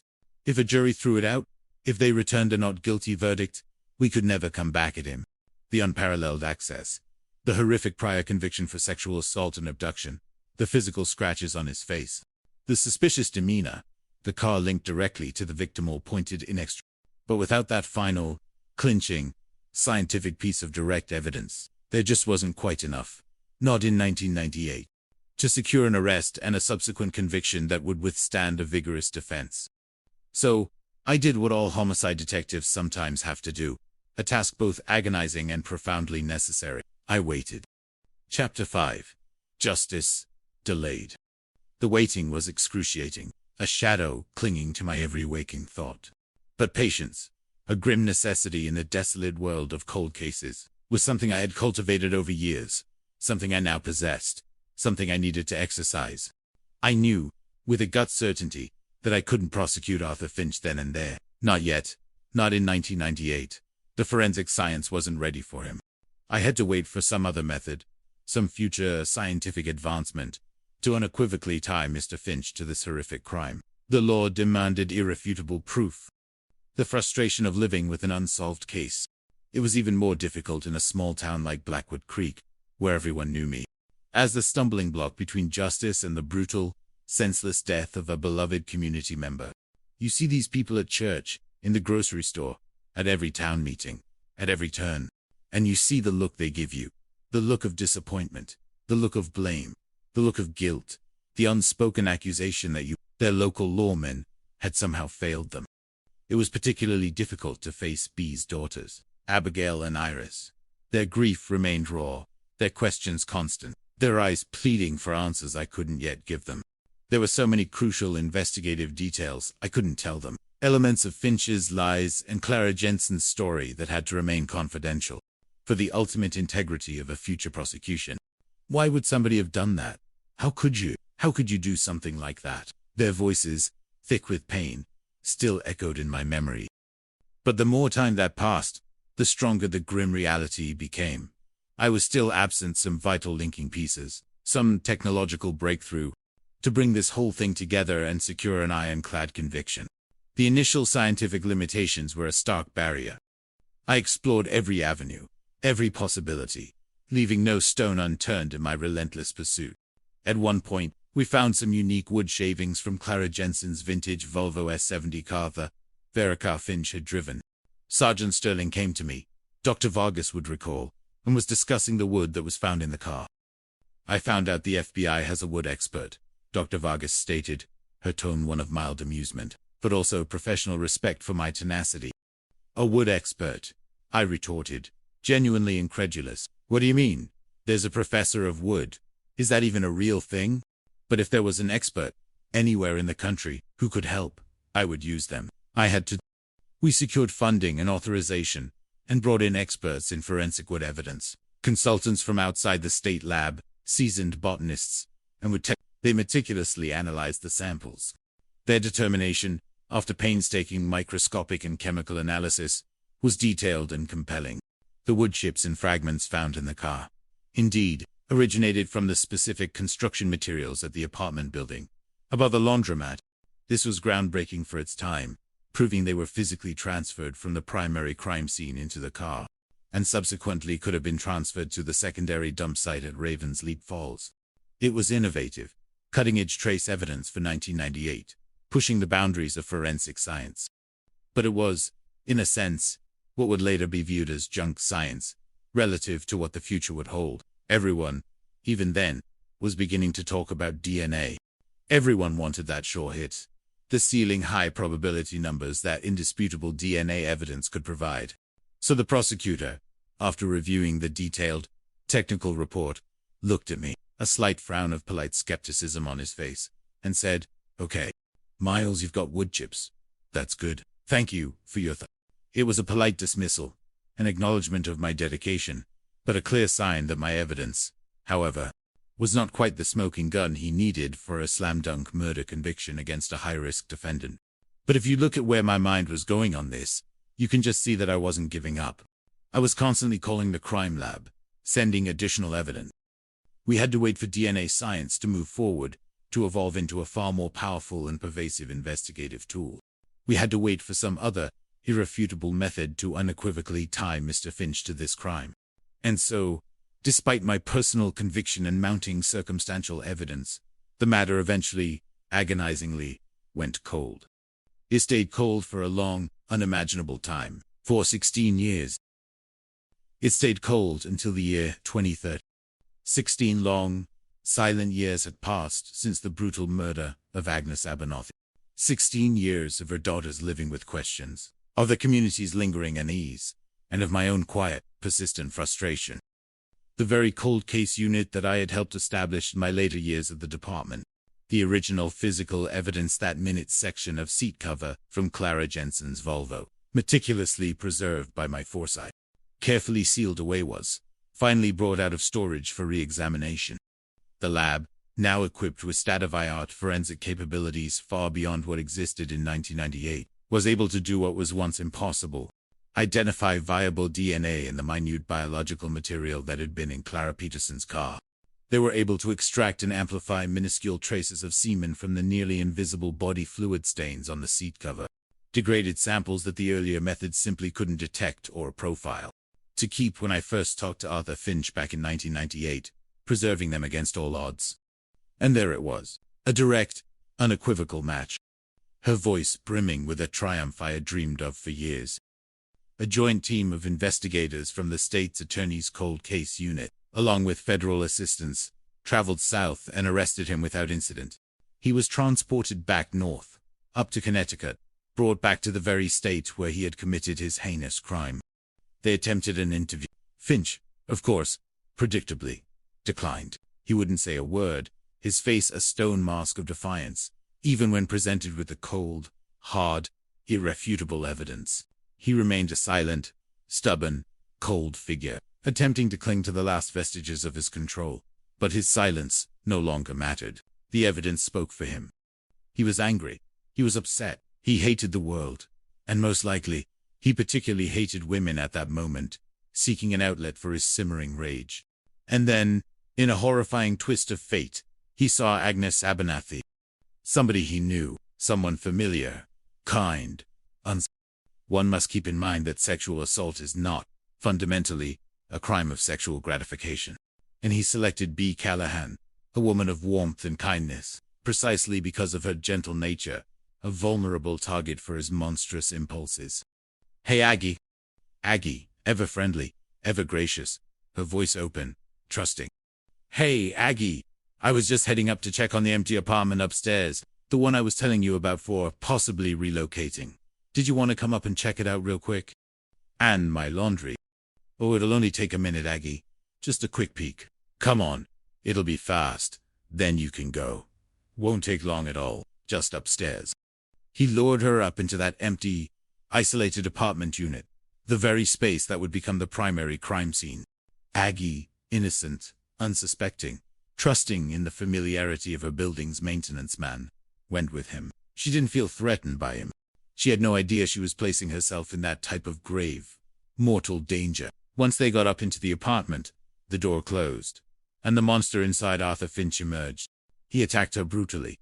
He raped her. He manually strangled her, savagely taking her life. Then, with chilling premeditation, he bound her lifeless body with duct tape.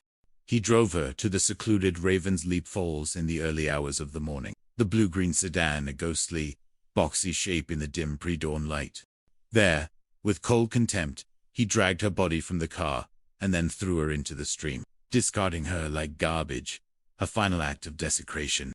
He then went on about his miserable life, convinced he had outwitted justice. For 16 long, unpunished years, he got away with it, blending back into society. Until the relentless march of science and the unwavering dedication of detectives finally caught up to him. Arthur Finch was formally charged with murder and presented before a judge at Superior Court in Middletown, Connecticut. I was there, sitting in the courtroom, watching him. I was shocked, truly shocked, at his appearance. The wiry, nervous man I remembered from 1998 was gone, replaced by a husk of a man. He was morbidly obese, his body frail and failing, slumped in a wheelchair, connected to a nasal cannula providing oxygen, very immobile, a shadow of the predator he once was. That's what happens, I thought, with grim satisfaction. You know, karma comes back. It does. The case proceeded through its arduous prosecution phase, the weight of the new DNA evidence irrefutable. He was sentenced to the rest of his natural life in prison. Given his precarious physical condition, his rapidly deteriorating health, he wasn't going to last that long in prison. But that's precisely where he went. He would not get out alive, no doubt. His freedom, finally and forever, was gone.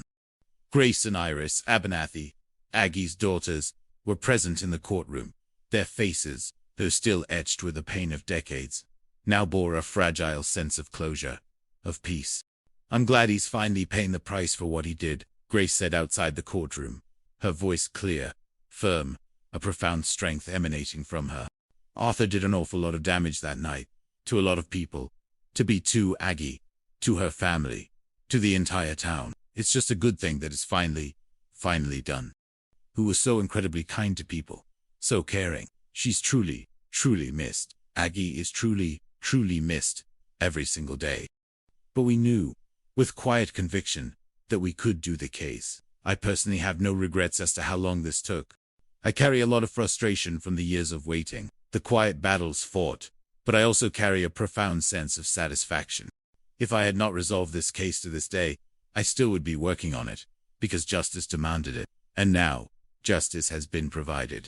Mr. Arthur Finch is now confined to a 6-by-9-foot concrete room for the rest of his days, however many days those are. He met his justice, and Agnes Abernathy, at long last, found hers. The cold current of her murder finally found its justice. Part 2. The Ghost in the Machine. Chapter 6. Crimson Bay Morning. It was a strange feeling, being back in a place that, despite the years, still carried the echoes of past investigations, of lives irrevocably changed. The calendar read June 25th, almost 2 decades since the resolution of the Abernathy case, and I was nearing the end of my storied career with the Viridian Heights Police Department.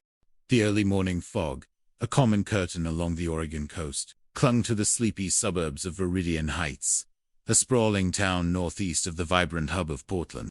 Today, however, that familiar fog did little to soothe the frayed nerves of Evelyn Albright. Evelyn, a woman in her late 30s, had been out since mid-morning with her 2 youngest, Clara and Leah.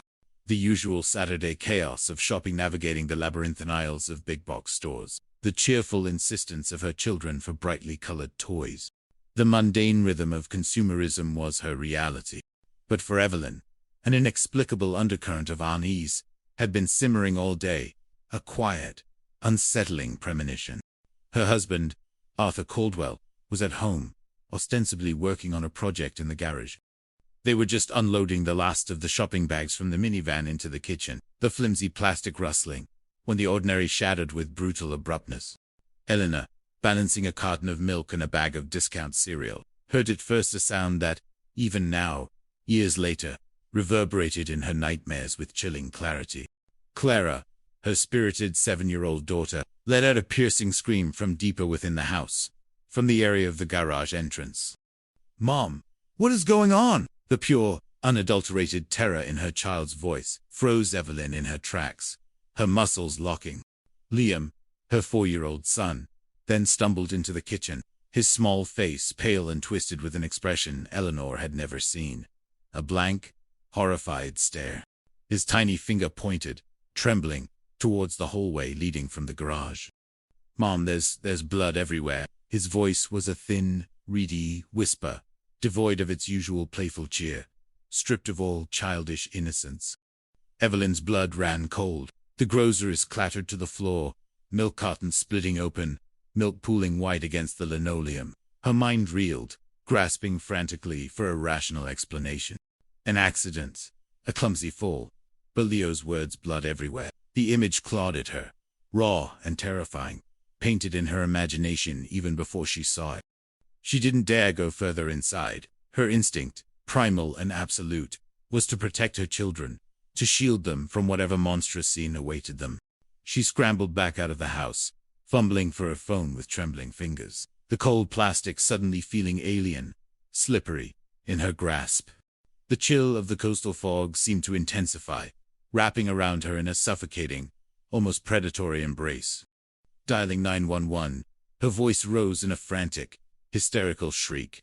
"What's the emergency, ma'am?" The dispatcher's calm, measured tones were a stark, unsettling contrast to her own escalating panic, her barely coherent terror. Arthur, is he alive?" The name of her husband, Arthur Caldwell, tore from her throat. Her mind was a whirlwind of disjointed, fleeting images. Arthur's solid, familiar presence, his unwavering, if sometimes gruff affection, the constant hum of their complicated life. She couldn't process the sudden, terrifying vacuum his absence implied. "Ma'am, I need you to calm down. Who is Arthur? Can you tell me what happened?" The dispatcher patiently prompted, trying to pull coherence from chaos. The dispatcher was trying to talk her through it, guiding her, but the words were a muffled jumble in her terror-stricken mind, a cacophony of fear and desperate plea. "The officers are driving there as fast as they can. Okay, ma'am. Can you tell me what you see from where you are? From the street?" "I'm scared. What do I do? What do I do?" Evelyn sank onto the porch steps, pulling her children close, shielding them with her own trembling body, her own heart-rending sobs mixing with Clara's silent tears. She was too consumed by her own unraveling horror to truly comprehend the full scope of what had befallen, and when she finally did, when the truth was laid bare, she would be irrevocably, utterly shattered. My name is Detective Sergeant Miles Corbin, and in 2016, as a senior investigator with the Viridian Heights Police Department's Homicide Bureau, I carried the weight of decades of crime. The phrase "I was across town" that starts this story comes from Officer Kevin Miller, one of my junior officers. He was closer to the scene. The call had initially come through as a medical call, they said. Not many details. Just an address on Cedarwood Drive and a note about an unresponsive male. Major blood loss. But the lack of specifics, the raw palpable panic in the civilian 911 call, he always hinted at something more. As Miller raced through the familiar streets of Viridian Heights, the siren of his responding patrol unit screaming ahead, he felt that familiar tightening in his gut. When Officer Miller arrived at the address on Cedarwood Drive, the scene was already in disarray. His own patrol unit, its lights strobing silent patterns of red and blue, was joined moments later by an ambulance, completing the suburban tableau of crisis. The house itself looked perfectly normal from the outside, a neat, if unassuming, single-story home with a small, meticulously manicured lawn, the perfect picture of suburban anonymity. But the family of Alan Albright and her two terrified children, Clara and Leo, with 3 other younger Caldwell children, inside were huddled on the sidewalk outside, clutching each other, their faces pale and tear. No one, absolutely no one, wanted to go back into the house. The sight sent a cold prickle down Miller's spine. This wasn't just an accident. What am I walking into?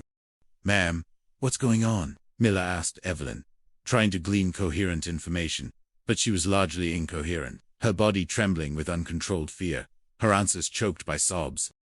Miller pulled on his standard-issue gloves, adjusting his sidearm, the familiar, with a cold comfort in the rising tide of dread. His mind, trained for protocol and worst-case scenarios, went on high alert. With a curt nod to his backup, he walked towards the open front door. A subtle scent, metallic and vaguely sweet, growing stronger with each tentative step. "Mr. Caldwell," he called out, his voice deep, resonant, designed to elicit a response. Silence. A profound, unsettling quiet within the home. The interior of the house was a sharp contrast to its demure exterior. It wasn't a scene of overt chaos or violent destruction, but rather a profound state of general disarray. Dishes piled high in the sink, stale food odors lingering, clips strewn haphazardly across furniture, children's toys scattered like an abandoned battlefield. It felt less like a carefully staged home, and more like a space that had been relentlessly, chaotically lived in, with little time or care for tidiness. "There's just stuff everywhere, scattered throughout," Miller would observe later, mentally noting that this might simply be the family's established living condition, not necessarily the immediate result of a struggle or a frantic run. He rounded the corner from the entryway, his hand already instinctively gripping his weapon, and moved towards the kitchen, and that's when he saw him. "Geez." Arthur Caldwell lay on the stained linoleum floor, half slumped against the lower kitchen cabinets, his head tilted at an unnatural, horrifying angle. His form was almost indistinguishable from the expansive, horrifying crimson pool that surrounded his head.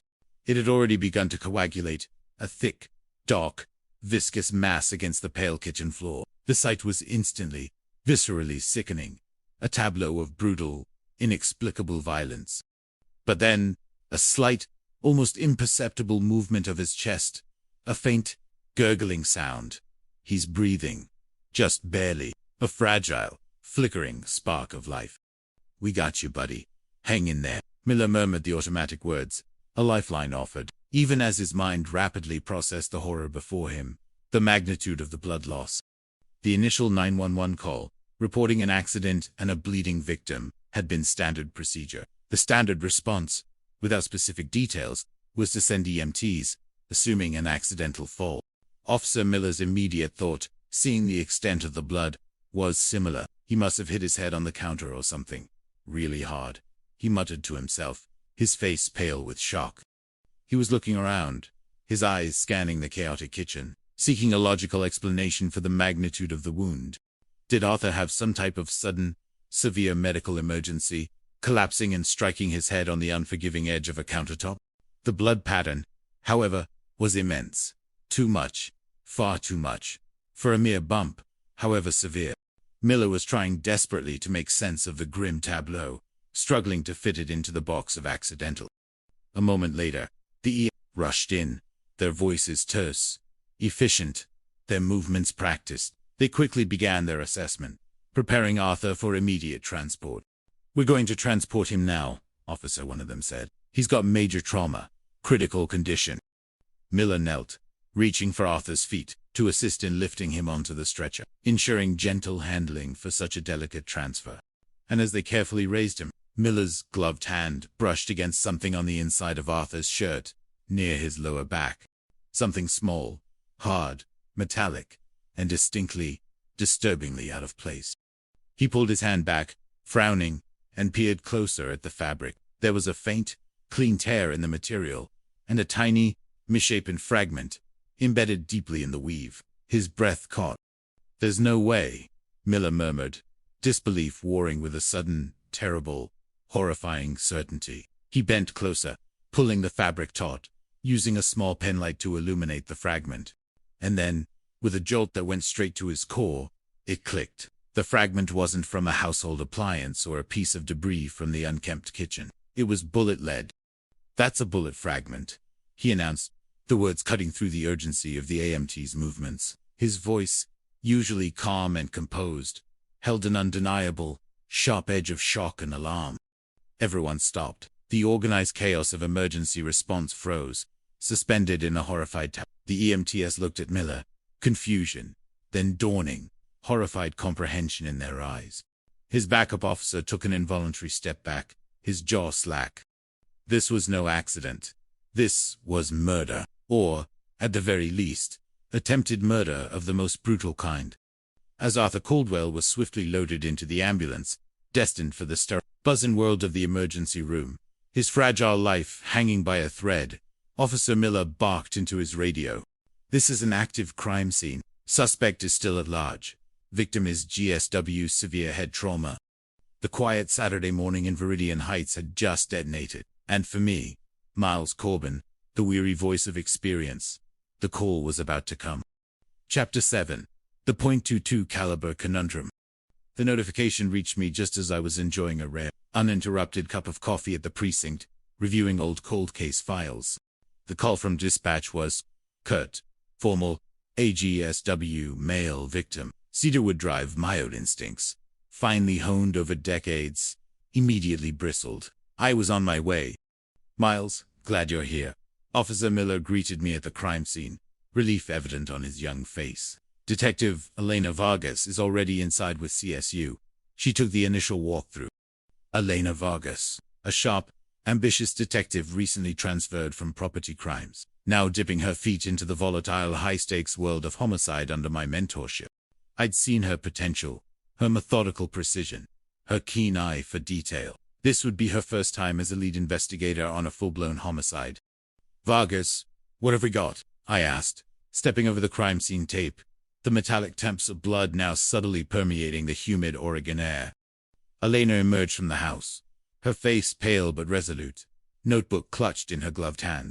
"Sergeant Corbin, victim is Arthur Caldwell, white male, found severely injured, single gunshot wounds to the back of the head, currently at St. Jude's Medical Center. Listed in critical condition." Officer Miller here made the initial discovery of the bullet fragment, preventing a grave She glanced at Miller, offering a subtle nod of commendation. "Historically speaking," Elena, I said, my voice grave, "a GSW to the back of the head that almost always turns into a homicide. So we're working this as if it already is. Full protocol." Elena nodded, her jaw set. Her pen was already scratching furiously in her notebook. She led me inside, retracing the path of Officer Miller. The interior of the house, as Miller had noted, was a chaotic mess of daily living. Dishes piled high in the sink, stale food odors lingering, children's toys scattered, clothes strewn haphazardly. It felt less like an intentionally ransacked scene, and more like a deeply lived-in, casually neglected home. Stuff everywhere. Initially, Officer Miller assumed this was simply the family's established living condition, not necessarily part of the crime. Elena summarized, her finger pointing at various accumulations of domestic debris. We made our way into the kitchen, the air now thick with the cloying, coppery scent of blood, mingled with the faint chemical odor of latent print dust from CSU's preliminary work. The linoleum was a stained, grim canvas of clotted crimson, with discernible traces of grayish pink, matter brain tissue starkly visible against the pale floor, a chilling tableau of casual brutality. Arthur Caldwell was shot right in the threshold of the door leading from the garage into the kitchen, Elena explained, gesturing with her gloved hand towards the doorway. Blood pattern suggests he was walking this way. From the garage into the kitchen, he opens the door, takes a single gunshot wound to the back of the head. The projectile seems to have penetrated, and then likely passed through or fragmented, splattering some brain tissue and blood right here, by the door frame, upon impact. My eyes narrowed as I mentally recreated the horrifying sequence, playing it out in the theater of my mind. I'm imagining where the shooter would have been standing, I mused aloud, pacing a short distance.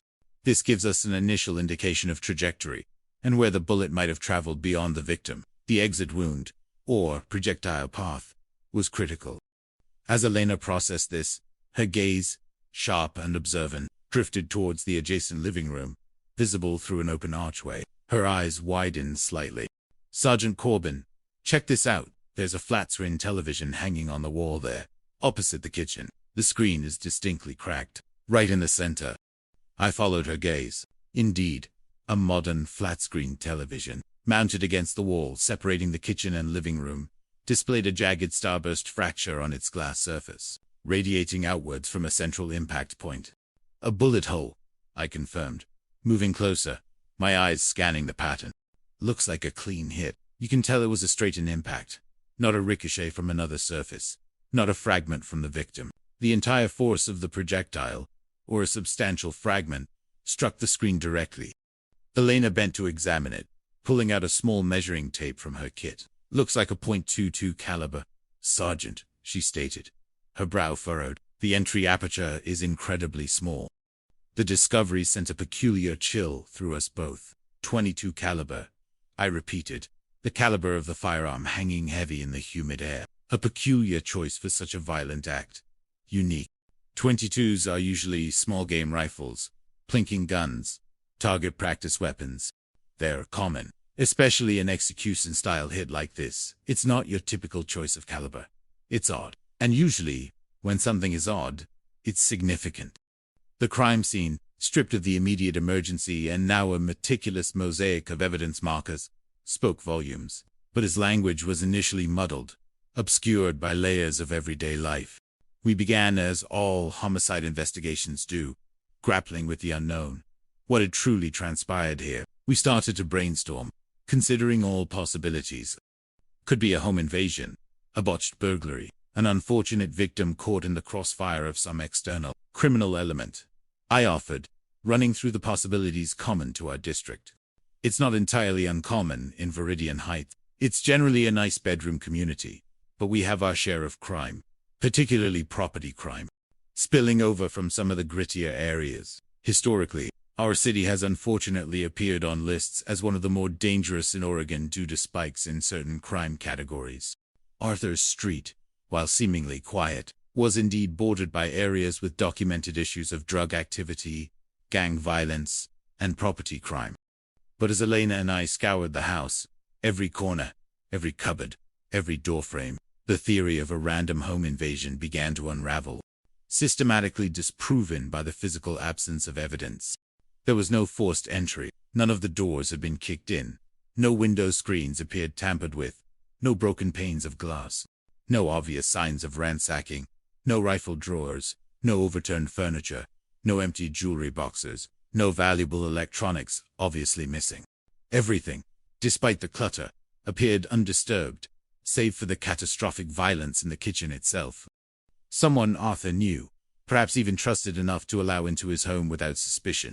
Someone close enough to get behind him, to shoot him in the back of the head, execution style, and leave no trace of a struggle in the immediate vicinity besides the initial impact.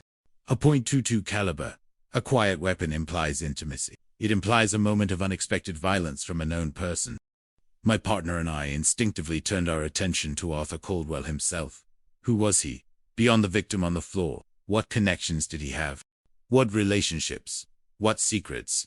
What involvement could he have had that might lead to such brutal, intimate violence?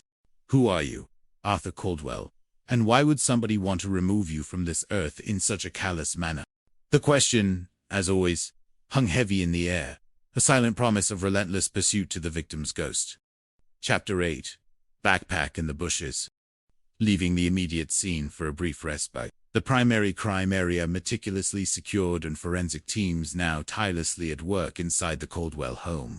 Elena and I began the crucial process of canvassing the perimeter of the property and the wider neighborhood. The omnipresent residential cameras, the ever-present digital eyes of modern suburbia, were a priority in this stage of the investigation. We hoped that a neighbor's discreet lens might have caught a crucial glimpse of someone, anyone, coming or going during the crucial window of time surrounding the shooting. My established routine was to leave a carefully handwritten business card, a polite but firm request for any relevant footage, at the front door of any house displaying a visible surveillance camera. Elena, with her sharp eyes honed by years of property crime investigations, was particularly adept at spotting such details. "Hey, Sergeant Corbin, check this out," she called, her voice sharp with a new discovery. She pointed towards a dense, overgrown patch of tangled shrubs and tall grasses along the back fence line of the Caldwell property, just a few feet from the main structure. Wedged deeply beneath them, almost deliberately concealed by the natural growth, was a worn, dark-colored backpack. "Well, what's that doing there?" I murmured, my voice a low rumble, as I cautiously approached. Elena had already donned a fresh pair of forensic gloves, and she carefully, painstakingly, extracted it from its hiding place. We unzipped it, cautiously examining its contents on a sterile sheet. Inside, we found a familiar jumble of items, some folded clothes, a leather wallet, and a small Ziploc baggie containing what appeared to be dried marijuana, along with a glass pipe. Elena pulled out the wallet, her brow furrowing slightly. "The driver's license. Sergeant, it belongs to Arthur's oldest son, Felix Caldwell. Aged. His birthday confirms it's him." My mind immediately began to spin through new, unsettling scenarios. Felix, Arthur's stepson. The presence of his backpack, concealed in the backyard, containing narcotics and paraphernalia, presented an immediate, potent, and deeply disturbing line of inquiry. What if Felix's taste for illicit narcotics, evidenced by the backpack's contents, had brought a dangerous, criminal element into the Caldwell family home? Could this be a drug deal gone sideways? A debt unpaid, spilling into a sudden, horrific act of violence? It was clear that the immediate crime scene, even with the newly discovered backpack, offered little more tangible evidence. The true, vital information, the complex emotional landscape surrounding Arthur Caldwell's life, would inevitably come from those who knew Arthur best. His family, and they, heartbroken, terrified, and shattered by the events, were currently gathered at the hospital. At Arthur's bedside, it was a somber, necessary pilgrimage for us. Elena and I drove to St. Jude's Medical Center, the silence in the car broken only by the distant wail of other emergency vehicles. Arthur was in the intensive care unit, a sterile, buzzing nexus of life and death. He was hooked up to a complex tangle of monitors, intravenous drips, and machines, an fragile presence beneath the harsh, unforgiving hospital lights. A breathing tube snaked from his mouth, silently, rhythmically working to keep his lungs alive, forcing breath into his compromised body. His younger children, Clara and Leo, along with their 3 other siblings, looked utterly shell-shocked, their young minds struggling to comprehend the sudden, terrifying shift in their world. Amira Caldwell, Arthur's oldest daughter from a previous marriage, a young woman in her late 20s, sat stoically by her father's bed, her hand gently cradling his. I just sat there and held my dad's hand for a few minutes, Amira would later recall, her voice thick with barely suppressed pain. I just kept playing it over in my mind, the doctor's words, whether he was actually going to come home to us. Every little girl, no matter her age, just wants her dad to come home. The prognosis, however, was grim, delivered by a solemn-faced neurosurgeon. Extensive brain damage, inoperable. Arthur Caldwell was, effectively, clinically, his body, kept alive by machines, had reached its inevitable, tragic end. The grim reality hit us with cold certainty. This was now, without a shadow of a doubt, a confirmed homicide investigation. We were no longer simply investigating an attempted murder. We were seeking justice for a life irrevocably taken. My immediate thought, a strategy hammered out over decades of detective work, was crystal clear. Start with the wife, Evelyn Albright, the person closest to the victim, both emotionally and often physically. She was also the primary adult who discovered the scene, however indirectly, after her children. She would possess the most immediate, visceral insights, and potentially crucial details that others would not. We found Evelyn in a quiet, sterile waiting room, her eyes swollen from uncontrollable crying, her younger children clinging to her, seeking a comfort she could barely offer. Her voice was raspy, broken, but she spoke, recounting fragments of Arthur's life. Arthur, he grew up on a farm in the heart of Kansas, a real farm boy, always had that stubborn independent, joined the U.S. Army fresh out of high school, served with quiet dedication. She spoke of his early life, painting a portrait of humble beginnings, a strong work ethic, and steady ambition. Later, Arthur worked for a major telecommunications company, built a good career, Amira would add, later, expanding on her father's quiet resolve. My dad was a workaholic, always striving to support my mom and us 5 kids. Arthur Caldwell, by all accounts from those who knew him genuinely, was a man who tried his absolute hardest to carve out an honest living, to provide for his complex, blended family, and to keep his children on track, especially in an area like Viridian Heights, which, despite its pockets of suburban peace, was fraught with perilous influences and rising rates of youth-related crime. He was, fundamentally, a protector, majorly protective, Amara emphasized, her eyes flashing with the memory of her father's fierce care, forming a potent point of potential contention within the household. Evelyn, what can you tell us about your relationship with Arthur? I asked gently, navigating the delicate space between professional inquiry and profound human empathy. And the family dynamic. We know you have 5 children in total. Evelyn revealed the complexity of their blended family. They had 3 girls in common, Clara, Mia, and Chloe. And then, from a previous marriage, Arthur had his oldest son, Felix, who was now There was also a little boy, Leo, about 6 or 7 at the time. A complicated, intricate web of familial relationships, ripe for internal conflicts. Her answer to the state of their marriage, however, was startling, delivered with a brittle, almost desperate honesty. Honestly, detective, it's not great. Arthur and we were having serious marital problems. She admitted, with a sigh of weary resignation, that they were deeply estranged, sleeping in separate rooms, and had been living in a state of carefully choreographed separation, while they planned for a divorce, simply due to the financial impracticality of splitting up while supporting so many children. I hate to say this, she began, her voice brittle with bitterness, a sharp edge of resentment overriding her grief. But he was just not a great husband. Eleanor then launched into a narrative that painstakingly painted Arthur as constantly cheating, emotionally unavailable, with all these women on the side. She characterized him as manipulative, selfish, driving her to emotional despair. This, predictably, immediately raised a significant eyebrow from both Elena and myself. A cheating husband. It opened a new door of possibilities. Could this have been a crime of passion, a scorned lover, or a jealous partner taking revenge for Arthur's alleged infidelities? That initial framing, Evelyn as the grieving, wronged wife, felt almost too convenient. After taking a formal, detailed statement from Evelyn Albright, Elena and I moved to Felix Caldwell, the 21-year-old son, Arthur's eldest. Felix was a slight, unassuming young man, almost physically unremarkable.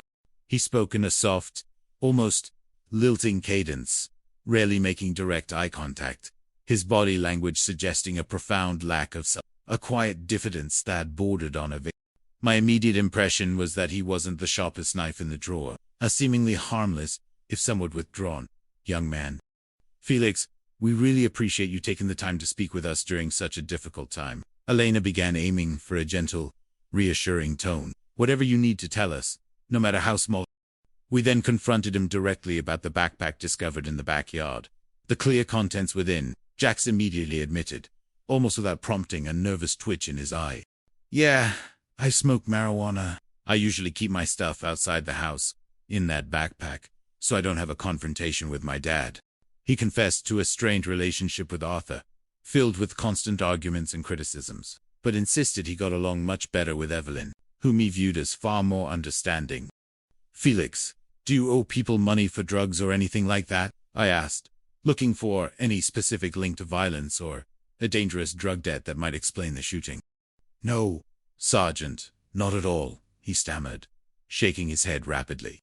I just smoke every now and then, that's all. It's low-key stuff. His marijuana use, by his own account, seemed low-level, largely It didn't feel like a deep enough connection to violent high-stakes crime. So, Felix, can you tell us in detail what you were up to this afternoon, on June 25th? Elena asked, steering the conversation to the critical time. He provided a fairly innocuous account, from around noon onwards, playing video games, a typical, unremarkable Saturday routine. He claimed he had been there with 2 buddies. However, he admitted he had left for a short period of time to return the family car. Did you see your dad when you brought the car back, Felix? Elena pressed, observing his face intently. No, Felix said, quickly, perhaps too quickly, his eyes darting to the floor. Definitely not. I parked a block away and then walked back to Owen's house, because I knew that if Dad saw me, he would have made me come into the house right then and there. And I wouldn't have been allowed to go back out to play video games with my friends for the rest of the night. I get that, Felix, I said, with a quiet nod, a subtle attempt at establishing rapport. My old man was strict too, back in the day. Understandable. We'll let you go on and get out of here for now. Okay. We had, by all appearances, failed to get anywhere concrete with the family regarding the shooting itself. Evelyn had her issues with Arthur, an outwardly convenient narrative, but her alibi, confirmed by the presence of her younger children, appeared ironclad. We would go back outside, the watchful, ever-present eyes of the neighborhood cameras. They were our next best, most reliable bet. Chapter 9. The $1 Million Motive. Back in the familiar, hushed comfort of the precinct, the quiet hum of the fluorescent lights a stark contrast to the unfolding domestic tragedy. I began the meticulous process of canvassing the wider neighborhood around Arthur Caldwell's home on Cedarwood Drive, meticulously searching for additional cameras. Each doorbell camera, each unassuming security system. I found a few more homes that appeared to have active video surveillance systems, accompanied by a polite but firm, handwritten note. The following day, a major breakthrough, a piece of irrefutable, hard science, arrived from the state forensics lab. Misshapen fragment pulled from Arthur's shirt by Officer Miller was finally ready. I took the call from Dr. Elena Vargas, the chief ballistics technician, a familiar voice of precision and calm. Sergeant Corbin, we got really lucky here, Dr. Vargas began, her voice betraying a hint of excitement. Has been able to link it to a very specific, very unusual gun, an H&R 999 revolver. My brow furrowed, a sense of eerie recognition. An H&R model 999. That's an antiquated piece, isn't it? An antique, almost. Precisely, Dr. Vargas confirmed. It's one of those old break-up-and revolvers, where the frame hinges downward to eject spent casings. Old school, very distinctive rifling pattern. And the markings on this slug are unequivocal. That's an incredibly valuable piece of information. Miles, it significantly narrows the search for the murder weapon. The specificity of the weapon provided an unexpected, concrete lead. Her voice was cautious, deliberately lowered, laced with discernible concern. I have some quite significant concerns regarding Evelyn Albright. She's been overly interested in Arthur's life insurance policy. Specifically, the exact value of the payout, the clauses, the timing. Ms. Davies, what kind of value are we talking about? I asked, my voice controlled. The policy, she informed me, her voice dropping to a near whisper, has a significant value. A full $1 million. That certainly gave someone 1,000,000 compelling reasons to remove Mr. Caldwell from this mortal coil. It transformed Evelyn Albright from a grieving, wronged wife into a woman with a profound financial incentive for her husband's demise. More intensive, deep dive into the true lives of Evelyn and Arthur. I recalled Evelyn's initial narrative during our first interview, carefully constructing an image of Arthur as a lech, a philanderer, an uncaring husband. It was time to look closer at that claim, and, more importantly, at her own hidden life. My next step was to contact Marcus Thorne, a longtime colleague of Arthur's from the telecommunications company, a man who had known Arthur for years. Marcus proved to be a wealth of information, a clear, unbiased voice that systematically shattered Evelyn's carefully constructed image. Arthur was a good man. Miles, Marcus began, his voice laced with genuine sorrow and a profound sense of injustice. A little naive, perhaps, sometimes too trusting, but fundamentally good-hearted, always a little too willing to give Evelyn the benefit of the doubt, to forgive her transgressions. Marcus then began to unravel a horrifying story of systemic betrayal and calculated manipulation that turned Evelyn's initial portrayal of Arthur completely on its head. Evelyn, or Kathleen, as she used to be known, Marcus revealed, his voice laced with bitterness. She's been bleeding Arthur dry for the better part of 10 years. Constantly running up massive debts on his credit, manipulating every situation in their lives to her own advantage, always prioritizing her own desires above his or the children's needs. She's had numerous, open affairs with other men, openly flaunting them, even produced a child with another man, which Arthur eventually raised as his own. The words painted a truly sickening portrait. And despite all of this, Arthur was still supporting her, paying all of her significant bills, allowing her to live under his roof even when they were estranged. He was too decent for her, too forgiving. It painted Evelyn Albright in a stark, horrifying new light. She wasn't the innocent, heartbroken victim of a philandering husband, quite the opposite. Arthur, it seemed, was the long-suffering spouse, perpetually walked over, constantly paying for Evelyn's profligate lifestyle and serial infidelity, emotionally and financially exploited. Evelyn's initial portrayal of Arthur as a lech, a faithless cad, was now revealed as a masterful psychological projection, a cynical attempt to divert suspicion from her own profound guilt and manipulative nature. I slammed my fist softly on the desk, the pieces finally starting to coalesce into a sinister, coherent picture. "Yeah," I murmured, my voice grim, heavy with realization. "I think we need to talk to Evelyn again, immediately.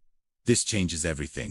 Her motive, clear, compelling, and utterly cold, was now explicitly tied to that $1 million life insurance payout. But the most gut-wrenching moment of all arrived 2 days later, on June 30th. The medical staff in the ICU ward, after extensive tests, neurological consultations, and painful discussions with the family, officially informed them that Arthur Caldwell was effectively, medically, brain-dead. His brilliant, complex mind, destroyed by a single .22 caliber bullet, was beyond repair. His body, kept alive by sophisticated machines, had reached its inevitable, tragic end. The grim decision now fell to Evelyn Albright, as his legal next of kin. Amira Caldwell, Arthur's oldest daughter, later recounted the devastating moment, her voice trembling with an enduring pain. She said to my youngest sister, and so my mum signed the papers to pull the plug. Evelyn Albright, knowing the true medical prognosis, made the ultimate decision to end Arthur Caldwell's life support. Legally, she was entirely within her rights. It was, ostensibly, an act of mercy to stop his prolonged, agonizing suffering. But for a homicide detective, the chilling question gnawed at me with an insidious insistence. Was she truly motivated by compassion, by an end to his suffering, or by the cold, calculating allure of $1 million suddenly, irrevocably, in her future? For a calculating mind, these motivations were not mutually exclusive. I brought Evelyn back into the precinct for a third, more intensive interview, the quiet room suddenly heavy with unspoken accusation, her lies now exposed. At that point, I reflected, I was unequivocally looking at Evelyn as one of the main suspects, if not the prime mover in this murder. I confronted her delicately at first, then more directly, about the $1 million life insurance policy. about the specific nature of her and Arthur's fractured relationship as described by Marcus Thorne. Evelyn remained impassive, almost defiant, her face a carefully constructed mask of injured innocence. I'm not responsible for this. I'm not involved in this. I didn't do anything to Arthur. Her denials were rote, delivered with an almost practiced air of aggrieved victim. But now, knowing what I knew, they rang hollow, almost pathetic. Evelyn, Elena Vargas said, her voice cutting through the hollow denials, holding up a forensic warrant for her mobile phone. We now have a warrant. Would you mind if we took a more thorough look at your phone? We're continuing our investigation into Arthur's death, and we're simply looking for any and all evidence that might shed light on this murder, beyond what you might want to share. Evelyn hesitated. A fleeting flicker of raw anxiety crossed her face, quickly suppressed, replaced by a forced composure. That's fine, she said, her voice stiff, barely controlled. You can have my phone. I'm being cooperative. Always. She still desperately wanted to maintain that fragile facade of the grieving, helpful wife, actively pushing away any implication of guilt from herself. We took her phone, excusing her from the room, promising to return it shortly after forensic imaging. Elena and I immediately dove into its digital labyrinth. We scrolled through messages, call logs, photos, downloaded app data. Instantly, Elena hit pay dirt. Here, Sergeant Corbin, Elena murmured, her finger scrolling on the digital imaging console. She's having an affair. A very explicit one. Look at this text thread. It's absolutely obvious this is not just a platonic relationship. The messages were sexually explicit, undeniable proof of Evelyn's chronic infidelity. Further digging revealed folders of photos, clearly taken by Evelyn and sent to other men. Interesting, yes, but not direct evidence of murder. Yet, it established her character, and further undermined her initial credibility. Then, Elena, with her property crime experience lending a keen intuition for digital trails, navigated to the phone's internet search history. When it comes to your search history, Miles, I explained to her, as I now explained to you, it's a profound window into your deepest, darkest desires. It's going to show what you truly want in life. It's going to show your secret plans, your hidden motivations. Elena's eyes widened, then narrowed in disbelief and grim recognition. Sergeant Corbin, look at this. Dozens upon dozens of frantic searches populated the screen. Arthur Caldwell life insurance policy value. Beneficiary of life insurance policy's spouse. Life insurance payout if murder by spouse. How to claim life insurance policy, death, spouse, and countless variations. These searches, meticulously time-stamped, dated back approximately 3 weeks before Arthur was shot. A clear, undeniable, and extremely strong interest in the specific, substantial sum of money tied to Arthur's death. Not just interest, but a detailed, anxious, financial investigation. It now unequivocally starts to look like Evelyn had a very strong, very explicit, financial motive to be, if not directly involved in, then certainly complicit in, or, at the very least, aware of a plan for this murder. I stated, the words a grim, chilling realization. Her protestations of innocence now crumbled into outright deception. However, a critical piece of the puzzle still held, the undeniable strength of Evelyn's alibi. When asked where she was on the day Arthur was shot, she had provided irrefutable receipts, witness confirmations from multiple stores, verified locations via cell tower data. She had been with her younger children, Clara and Leo, shopping and running errands in various parts of the city, miles away, at the precise time of the shooting. There's simply no way, in any sense of the imagination, I conceded, that she could have physically pulled the trigger, unless she's got an identical twin running around somewhere. The implication, horrifying yet logically unavoidable, hung heavy in the precinct air. Here's a thought. Elena, someone else was in on it. A co-conspirator, like one of the guys she's seen on the side. Perhaps, bribed by the promise of the million. Maybe, but even more disturbing. My gaze drifted to the file on Felix Caldwell, Arthur's eldest son. Elena understood immediately. But who would ultimately benefit most from an insurance payout? She mused aloud, vocalizing the chilling thought, besides the estranged wife, the children. She looked at me, a dawning horror in her eyes, articulating my silent dread. Sergeant, I really don't see Felix as suddenly becoming this cold-blooded, calculating murderer. He didn't seem to have that kind of coldness, that ruthlessness in him, from what we observed in the interview. He had presented as weak, shy, rather than menacing. Yet, the idea, once planted, refused to die, blossoming into a profoundly disturbing possibility. Elena and I discussed that there could be a dark, unimaginable scenario. I acknowledged, my voice grim, in which Evelyn Albright and Felix Caldwell had, in some capacity, directly or indirectly, worked together on this, a monstrous pact fueled by greed and something else equally twisted.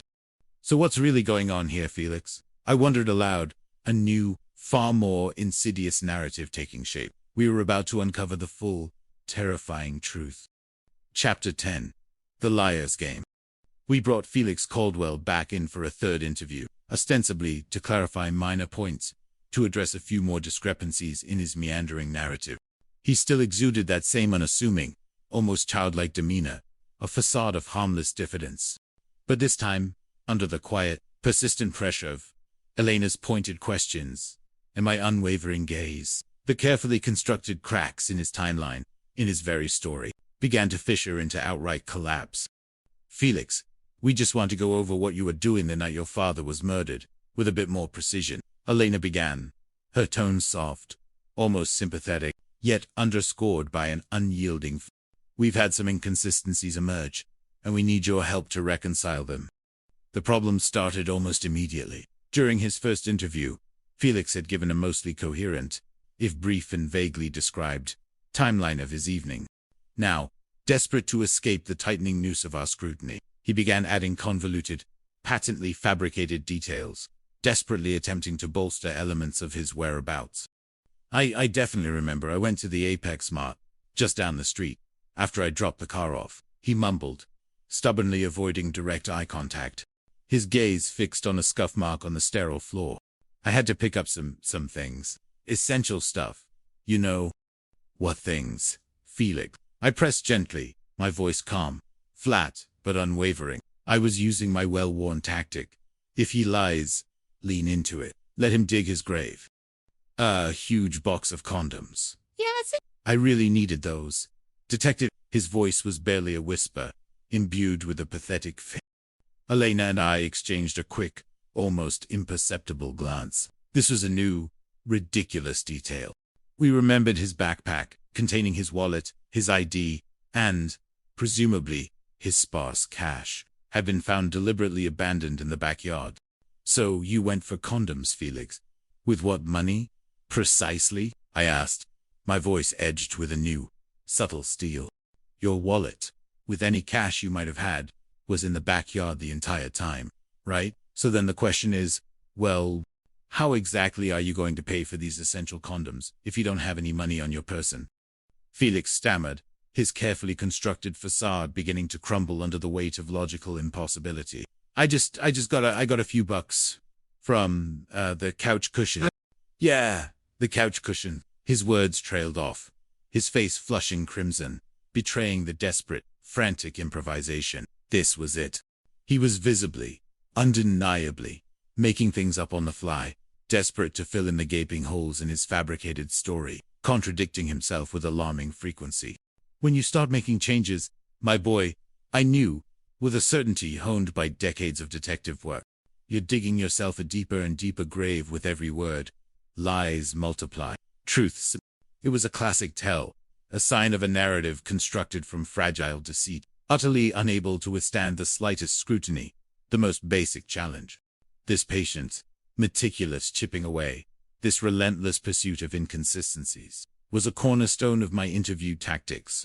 I would not leave a subject alone if I sensed a lie, not until the truth, however ugly, began to reveal itself. Then, out of nowhere, almost as a desperate, poorly calculated attempt at sounding specific and therefore credible, Jackson blurted out, "Oh, and after the Apex Mart." I exited out of the store on the side that has the Relay Link kiosk on that side.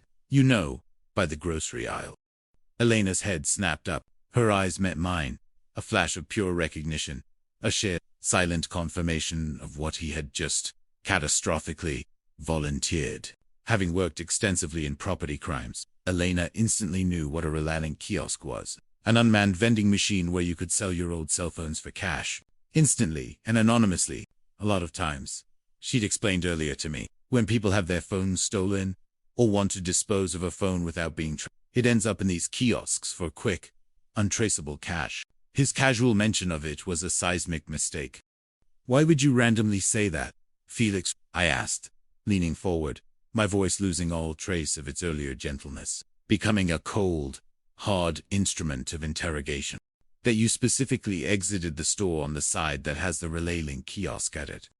Felix shifted uncomfortably in his seat, rubbing his palms against his worn jeans, desperately avoiding eye contact. His facade was crumbling, his eyes radiating profound panic. He was cornered, trapped in the web of his own lies. I just stopped there for a few things. Just to check it out. When I was out that evening, curiosity, he stammered, clinging to his increasingly fragile narrative.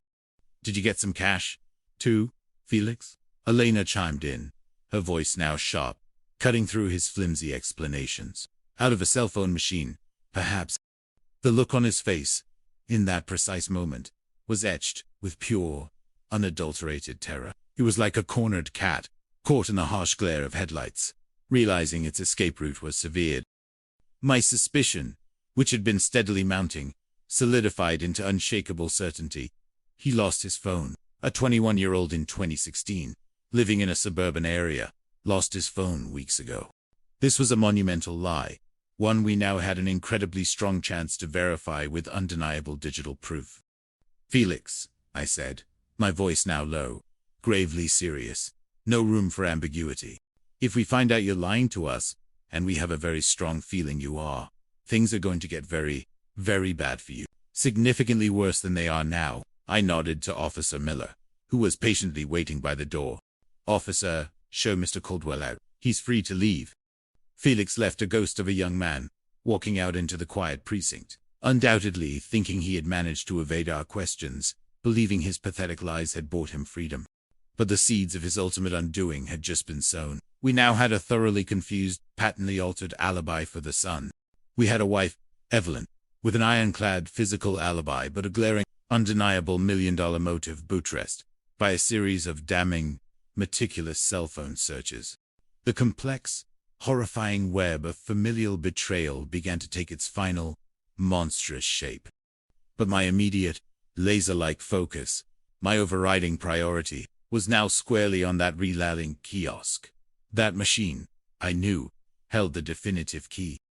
Elena, with her property crime expertise, was the perfect person to lead this critical charge. She understood the intricate mechanics of these automated machines. There are all these little hidden cameras all over the thing, Sergeant, she explained with renewed enthusiasm. They take multiple pictures of you, high-definition video of you, throughout the entirety of your transaction. For security purposes, it's a goldmine of evidence if the timing is right. If Felix actually used it. Elena, with a quiet urgency, made the critical call to the Relay Link kiosk's corporate office. To our immense relief, they were incredibly cooperative, understanding implicitly the gravity of the homicide investigation. Within a surprisingly short hour, they had provided her with a comprehensive packet of video footage, time-stamped, corresponding to the specific evening Arthur Caldwell was shot, along with detailed transaction records for the kiosks in the Viridian Heights area. We reviewed the tape, our eyes fixed, unblinking, on the screen, and there he was, clear as day, his face, unmistakable. Felix stood nervously before the kiosk, undeniable proof of his lie. He had sold a smartphone, receiving a modest cash payout. That was the undeniable, earth-shattering aha. Why is he lying? Because that phone? We didn't waste a second. We immediately obtained a legal warrant to access the Relay Link kiosk itself, not just its surveillance footage. Wouldn't it be nice, as they say in the old song, Elena, I murmured, a rare, almost grim smile gracing my lips, to find Felix's phone in that machine. After all this, the Relay Link kiosk corporate representative, reachable via a dedicated hotline, had given Elena a secret sequence of buttons to press, a kind of hidden master key for tech, obscured almost imperceptibly around its facade. With a quiet whir and a soft, mechanical clunk, the machine's internal access panel popped open. revealing a bottom bin filled with a veritable mountain of discarded cell phones, a chaotic digital graveyard. "We have just like a mountain of cell phones down here," Elena explained, pulling out a fresh pair of forensic gloves. Checking the specific make and model against what we know Felix had, what was recorded in the transaction data. It's a genuine needle in a haystack, but we have to be absolutely patient. I watched, a knot of nervous anticipation, a cold, clinical dread. Then, Elena let out a small, triumphant gasp, her professionalism momentarily overwhelmed by the adrenaline of discovery. "Here we go. That's it. The exact make and model. This has to be it." She held up a sleek, black smartphone, its screen dark, its secrets still hidden. "Nice job, Elena." "Exceptional work," I said, genuine pride in my voice. A hard-won victory in a bleak landscape. Elena raced back to the station, her new treasure, the silent witness, clutched securely. Back at the precinct, in the secure digital forensics lab, she performed her magic. Detective Elena Vargas was, by now, our undisputed cell phone guru, a whiz, with data extraction. Our software was cutting edge. It would have effectively exposed the device's entire digital history, every secret it held. The final, definitive key to Felix Caldwell's monstrous crime. The very first keyword search Elena typed in, leveraging the earlier ballistic